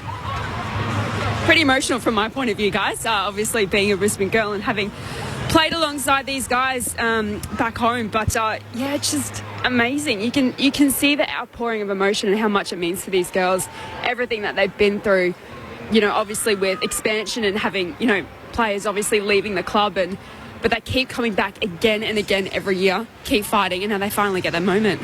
It's great to have Jess Webster down on the boundary. We'll get some more interviews as the afternoon progresses, and very shortly a lot of our listeners will be departing to different areas, and we'll let you know when that is the case. Rod Jamieson and Shiloh Curtis, though, a chance to actually recap what we just saw, because Brisbane so dominant after quarter time. Yeah, they were. Look, even in that first quarter, I thought the way in which they started the game is probably, the sort of opening 5 minutes, Rod, was exactly what we saw for the rest of the game. They were first to the contest. They worked hard. They made the contest one-on-ones. There wasn't a lot of easy footy to win out there today for the Crows, and then they just backed their structure and they executed well, and they were able to probably calm the stuff that goes on inside your head in grand finals, where you've got to be really composed because it is the biggest pressure game of the year, and they had to come all the way over down here to Adelaide. It's pretty fitting for the Lions, given the COVID situations that they've had to endure this year, the amount of travel they've gone through, the uncertainty, and to still be able to turn up and deliver that high-pressure game of football. I don't think we've ever seen Adelaide capitulate as they did today in a pressure game, and that's testament to the effort and the work rate of the Lions girls and the defence, the way they just were pummeled all day. 44-24 inside 50s in favour of Adelaide, plus 20. And the Lions still got over the line, which was absolutely outstanding. If you could give BOG to 5 players, you'd just give it to the Brisbane backline, wouldn't you? I think the metrics all suggest that too. Brisbane won absolutely everything. The kicking efficiency outstanding. The marks 46-31. Contested was probably the closest outside of that. The tackling, the handballs received, the clearance work, all were in favour of Brisbane. So inevitably on the biggest day they came here and they fought the demons. And I guess you do come here as an opposition, go, well, okay, and we spoke about they got off to the start that they were after. They got the first goal, I think, was it in the first probably 6 minutes of the game, and they were able, first 2 minutes. There you are. Time passes very quickly, Joel. You've been out of here 5 years, haven't you? Oh, no, it's only been something 2. Like that. One of the things I did like about how Brisbane played today. They sort of changed up their game style a little bit. They're the number one team in the competition for hemorrhaging long kicks, but in fact they got on top of that today. They only let Adelaide have 32 long kicks, which has just been such a feature of their game. And the other pieces around handball receives, and normally Adelaide I think were plus 3% on top of the Lions in that case, but today handball receives, Brisbane 64, Adelaide 41, and that just demonstrates work rate, willingness to get to the contest, willingness to be there for your teammate. Let's do it together. You're not on your own. I'm not going to leave a teammate one out, and I'm just going to work super hard for you. So I thought they brought a really beautiful, well-rounded game today in every zone of the field. We speak about stories within teams too, Lauren Arnell, like what will take place. Emma Zelke, like halfway through the game or the third quarter, she goes off and goes, oh, well, can I contribute or not? And we're just looking at on the big screen here too, when you have a look at Ange Foley as well. She's got her left knee heavily strapped and unhappy, and the frustration also with Eloise Jones punching the ground after just seeing some highlights on the monitors here. So the jubilation, but that's what it's all about and why you play. And you can't say that the Crows didn't have their chances. They had plenty of inside 50s, and at the end of the day, the Lions' defence was just the best part of their game plan. The fact that Dakota Davidson, who's been their best goal scorer all year, didn't even need to have an impact because the Lions had other methods of doing so. And the fact that the Crows had plenty of opportunities and just couldn't capitalise on them because their entries were either rushed or they're under pressure or they were too long. And that's probably a little bit of that's coaching, a little bit of that's the occasion, and then sometimes that your head's not right in the game sometimes, and the ball doesn't bounce your way. But you've got to learn how to win the football back, I think, just by keeping yourself nice and composed. But I've never seen Adelaide so fumbly, and I've never seen them play with so much uncertainty certainly when they go inside 50. Well, you spoke of it, Charlotte, too. You need the Lions' maturity and leadership at times where the game is becoming, or you're feeling or sensing it's getting away from you. You need to have some composure. And look, everyone's spoken about Chelsea and her missing, but that's the type of thing.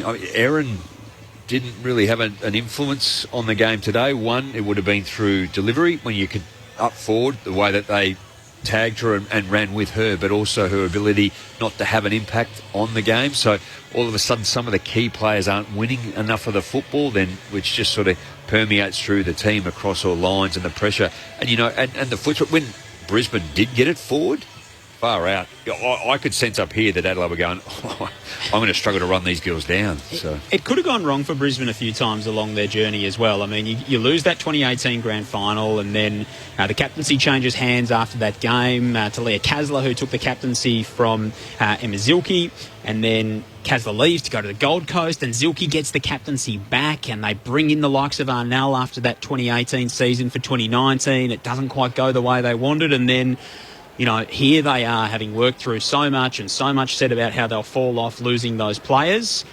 They triumph on the biggest day. Let's head down to the post-match presentations with Elspeth Hussey. What has been an incredible 2021 NAB AFLW season.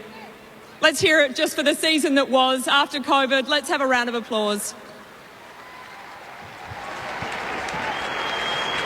As we begin the formal presentations, on behalf of the AFL, I'd like to acknowledge and thank the AFLW's premier partner, NAB, represented here today by Rachel Slade, Group Executive of Personal Banking. First, let's congratulate the field, boundary and goal umpires as we welcome Nick McGuinness to the stage, representing all umpires today, to receive a grand final medallion to be presented by Gabrielle Traynor from the AFL Commission. So Nick McGuinness, Michael Pell and Nathan Toner, the officials this afternoon here at the Adelaide Oval for the 2021 AFLW Grand Final.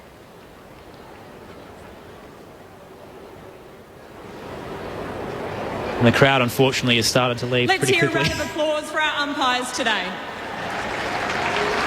Couple sticking around, up to 40,000 allowed in the house this afternoon, but I would imagine the majority Crows fans who would be disappointed with the result this afternoon. They've had a magnificent season, but today wasn't theirs. I know you'll all join me now in acknowledging the 2021 AFLW runners-up, the Adelaide Crows.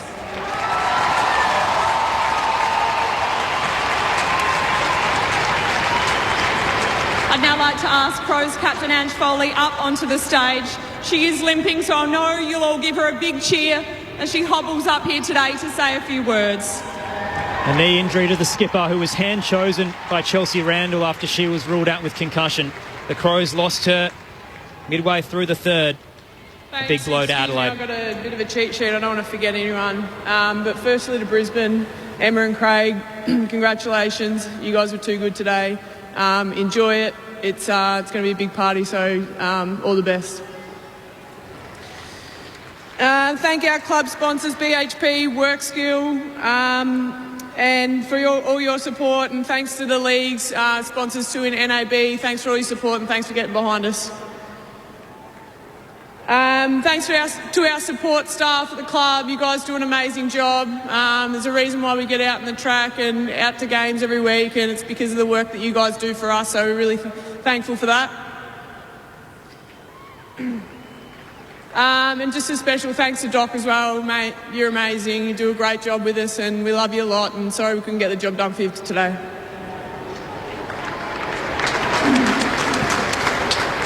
Thanks to our members and our supporters. We've got the best fan base in the country, and thanks for coming out today.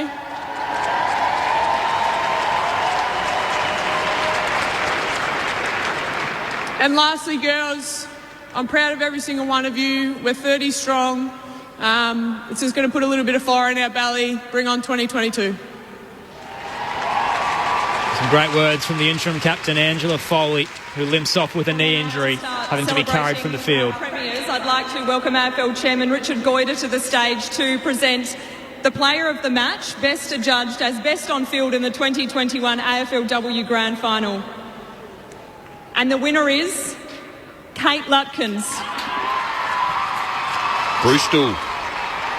Kate Lutkins, the inaugural Lion, who's played every game since she debuted. Who says medals aren't for defenders? An amazing game for Brisbane's backline today. She was amazing. And her leadership too. The way Yeah. she directed that backline and structured them up, perfect. 18 disposals for Kate Lutkins. 7 contested possessions, 2 tackles as well. Probably an All-Australian later this week, which will be her third All-Australian nod. Just a star. I'd just like to really give my thanks to NAB for sponsoring the league. I'd really like to thank the AFL for the competition. It's been incredible over the 5 years, and I feel extremely privileged and humbled to be a part of it for that time. Thank you, Doc, Chelsea and Ange from Adelaide. It was an absolute ripper game. We knew it was going to be an arm wrestle right to the end, so you guys have been the team to beat over the years, so thanks for a really great game today. Craig, coaches, Lions, you guys are amazing. Absolutely love you. This is the whole team's award today, and we finally did it after 5 years. And lastly, I'd just like to give a shout out to all the Brisbane fans that flew over today from all over the country. You guys are unreal. I love you. So Shiloh, you voted the 3, 2 and 1. Who did you go for in best on ground? And they did have a decent crowd here today. They've been very vocal. Well, it's every young footballer's dream to be up on the grand final stage, and for these young ones over here, it's about to become a reality. It's with great pleasure that we welcome 21 young Auskickers from the NAB AFL Auskick program. They have the honour of presenting the grand final medallions to the winning side, the Brisbane Lions, today. Let's get it started. Number 1, Emily Bates. Emily Bates with a tied game high, 23 disposals, a 2-time All-Australian and club best and fairest. Picked 2 in the inaugural draft for the Lions, the first to receive a medal for Brisbane in their breakthrough premiership.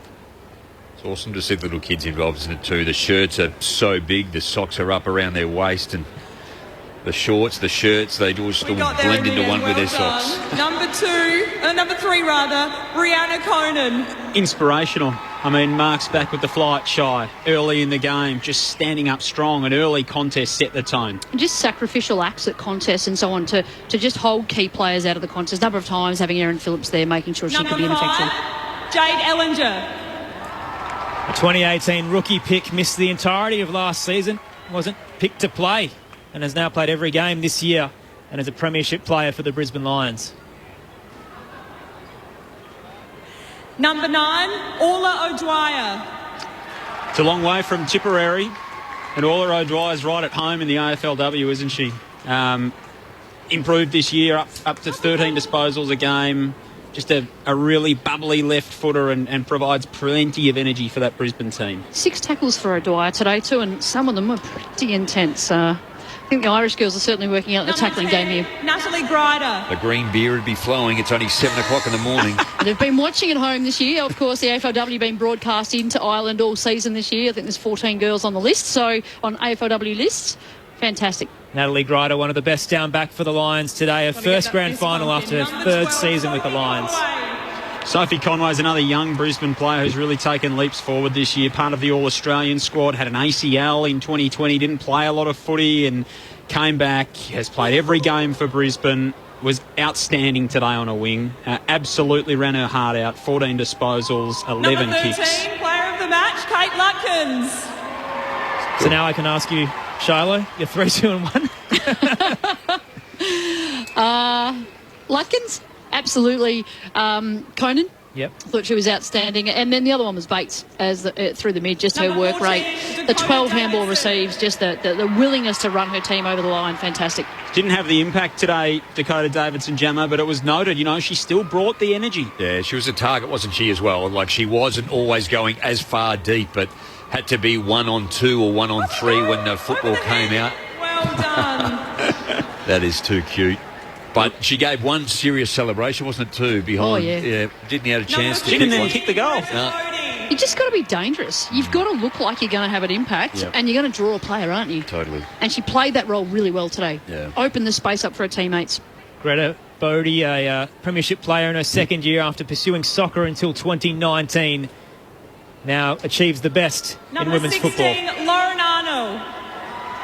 Lauren Arnell, what a story. The inaugural captain at Carlton, 2 seasons in navy blue, moves to Brisbane, probably contemplates her footy mortality at one stage before that journey. And now she's accepting a premiership medal on the last day in her career. It's a very, very nice story and a very good moment, and one of our own, of course, on grandstand. Absolutely. I remember playing against Laura Darnell in 2005, Women's National Championships in Melbourne, and she was in the under-19 team, and she was a star back then, and love how she's finished her career. Belle Dawes, 8 touches today. The Lions Academy pick, who was drafted in 2019. Around stoppages, she was so powerful. 23 disposals, 7 contested possessions. Her last 3 weeks coming into this grand final, 22, 23, 23. And the emotion with Jess Webster after the game. 9 grand finals she's played in before today. She finally gets a medal. Shannon Campbell, one of the defensive guns down back today. An inaugural Lion as well. And the player who kicked their first ever goal in the AFLW now receives a premiership medal as a mainstay backwoman. Number 21, Courtney Hodder. Can I ask you a question here, Shiloh? What do you think Courtney Hodder could be? She could be anything. Yeah, look, I think she's fantastic in and around goals. I think the chaos in and around goals. The best part of her game, though, I think, is the defensive balance that she has. She's got great speed. We spoke about it earlier. She was the last at the contest, but first there. Number and she had 3 players Jess ahead of her. Wushner. I'd like to see her play higher up the field. As she matures, I'd love to see what she could do through the midfield. Really well balanced player too. Yeah, kicks both sides and just dangerous. Doesn't need a lot of height. Wushner with 2 goals for the Lions, including the one that set up their run at the start of the third quarter. Number 24, Talia Hickey. Some kind of goal, that too. From 55 out. Talia Hickey, interesting story. 1 game last year. She's from a diving background. She took that number 1 ruck spot this year. She's rangy. She's athletic. She was a Rising Star nominee in round 9. And she's done great things in the centre for the Lions Number this year. A real 25, find. Did most of the ruck work today too, 20 hit-outs. And that was really important. They balanced out the hit-outs today between the 2 teams, but coming in on form, you'd think that might go the way of Metcalf and Gould. So terrific effort from her. Catherine Zvark, the dangerous AFLW tagger, 12 disposals and kept Ebony Marinoff to 17 this afternoon. Now receives a premiership medal with the Lions. Number 26, Spark, I'm loving how Spark's evolving her game to be more of a ball winner, and people now having to think about manning up, or maybe she might get to a point they have to tag her. It's a good evolution of her game. Indy Tahoe was the best on ground in a Sandful grand final a few years ago for South Adelaide. She wins another grand final here in South Australia today. She told her teammates during the week that her name is pronounced Tahoe. It was the first they knew. They've been calling her Indy Tahoe all season. So it's been a big week for Indy around the footy club. The little nab kicker didn't want to give up the medal to her. Why would you? It's like, can I have one? Have a look at this little dude. I reckon they've pulled them out of the grade prep class at Auskick. They are tiny as. It's fantastic. Imagine if this was your first game of women's football that you attended and you're a little Auskicker. So Jessie Wardlaw, I think, has forgot to go on the stage. I don't know if she actually received her medal, but they've moved straight on. Taylor Smith has it. The former Gold Coast Sun traded for pick 24. And the backup ruck woman now for the Brisbane Lions receives a Premiership medallion. And Jessie Wardlaw's now coming to receive a Premiership medal. I think her Auskicker didn't want to come on stage. That might have been the problem. He's at Number 30, Jessie Wardlaw. He's at the bottom of the stairs now. He makes the trip up. Jessie Wardlaw turns around and just says to the group, yep, I want to get involved as well. She pops the hat on the Auskicker. 9 goals last year, 6 goals, 3 this year for Wardlaw. Such a dangerous forward. Oh, the Auskicker nearly threw it on her neck. Your captain, number 8, Emma Zilke. As Joel touched on before, their inaugural captain lost the position in 2019 and got it back in 2020. Unfortunately had a hamstring injury in the third, but still was pretty prominent in the early stages and has guided them through some of their most difficult times. Let's hear a round of applause for the Premiership captain, Emma. We'll ask her to say a few words. First of all, I just want to thank Adelaide Crows, Maddie, Chels and Ange for a fantastic game today. You guys are the benchmark of this competition. Put on a great show today, and I'm sure you'll be back here again in the future. So thank you. I just want to thank the sponsors of our club, Price Attack, Bond University and Austraffic. Without your support, we wouldn't get on the track every week, so thank you so much. I want to thank all of our staff, all the support staff up the back there. You guys are the MVPs of this and you get everything running smoothly for us every week. I want to thank Craig and all the coaches. All of the time that you put into us is just fantastic and you're so committed and dedicated. This is why we're here today. I also just want to give a quick shout out to all of our family and support over there to fly here. Absolutely amazing. We love you so much. And lastly, to the girls standing there today, all 32 of you, I love you guys so much. I can't believe we've done this today, and I hope we're back here again many more years to come. I love you guys, so thank you. A lot of love in the house. A lot of love in women's football. Would you now please welcome Debbie Lee, recent recipient of AFL Life Membership, to present the senior coach of the 2021 NAB AFLW Premiership team, Craig Starcevich from the Brisbane Lions. Their inaugural coach, Craig Starcevich, one of ABC Sports Zone as well. 2 grand final losses, but he stuck thin. He wasn't there in the pre-season as well. Stuck in Switzerland, but they pulled through. Did he win a 1990? Did he win a Premiership match? Yeah. Yep. Thanks, everyone. Thanks, Adelaide. We've been at each other for 5 years now, and I think the rivalry will continue in the years ahead. Doc, I'm proud to say we're mates, and no doubt we'll cross paths in the future. Chelsea, you're everyone's favourite player. I know it's been a tough week for you, but outstanding the way you dealt with things this week. Just want to acknowledge our sponsors, Price Attack, Bond Uni, Austraffic, Hastings Deering and Hyundai, for their fantastic support of our program. A lot of them have been with us since day dot. And last but not least, our amazing players and staff. What an amazing day. We love you guys, and we'll celebrate long and hard tonight. So thanks, everyone. Thank you.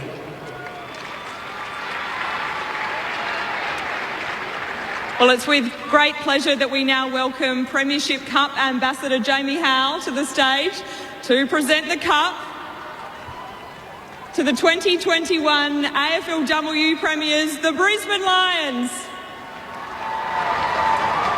Emma Zilke, Craig Starcevich received the Premiership Cup as the winning side awaits to swarm the Adelaide Oval.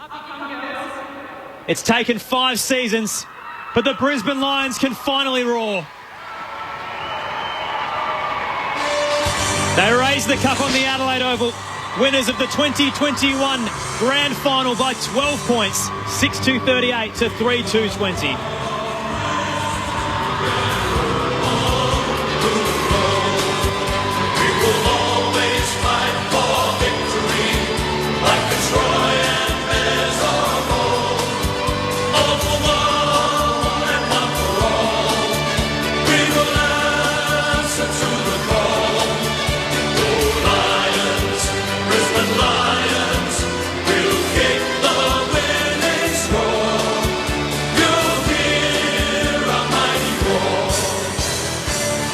The Brisbane Lions was off scores level at the quarter time, one straight 6 apiece. Then at half time, the Lions led by 5.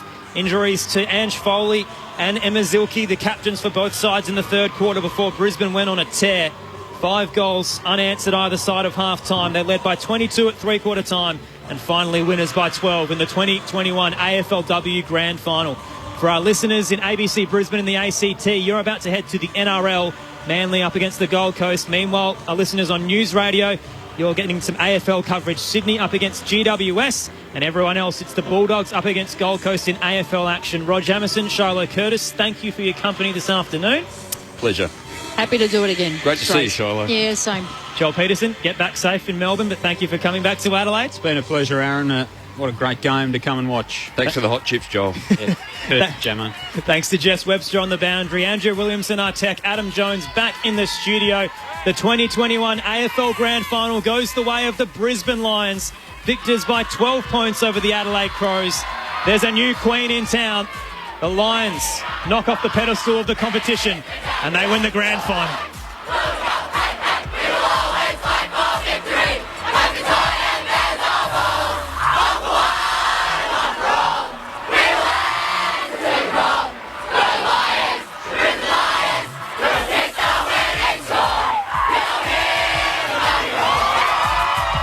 Been a pleasure to have your company here at the Adelaide Oval for a historic moment. Congratulations to the Brisbane Lions, winners of the 2021 AFLW Grand Final by 12 points.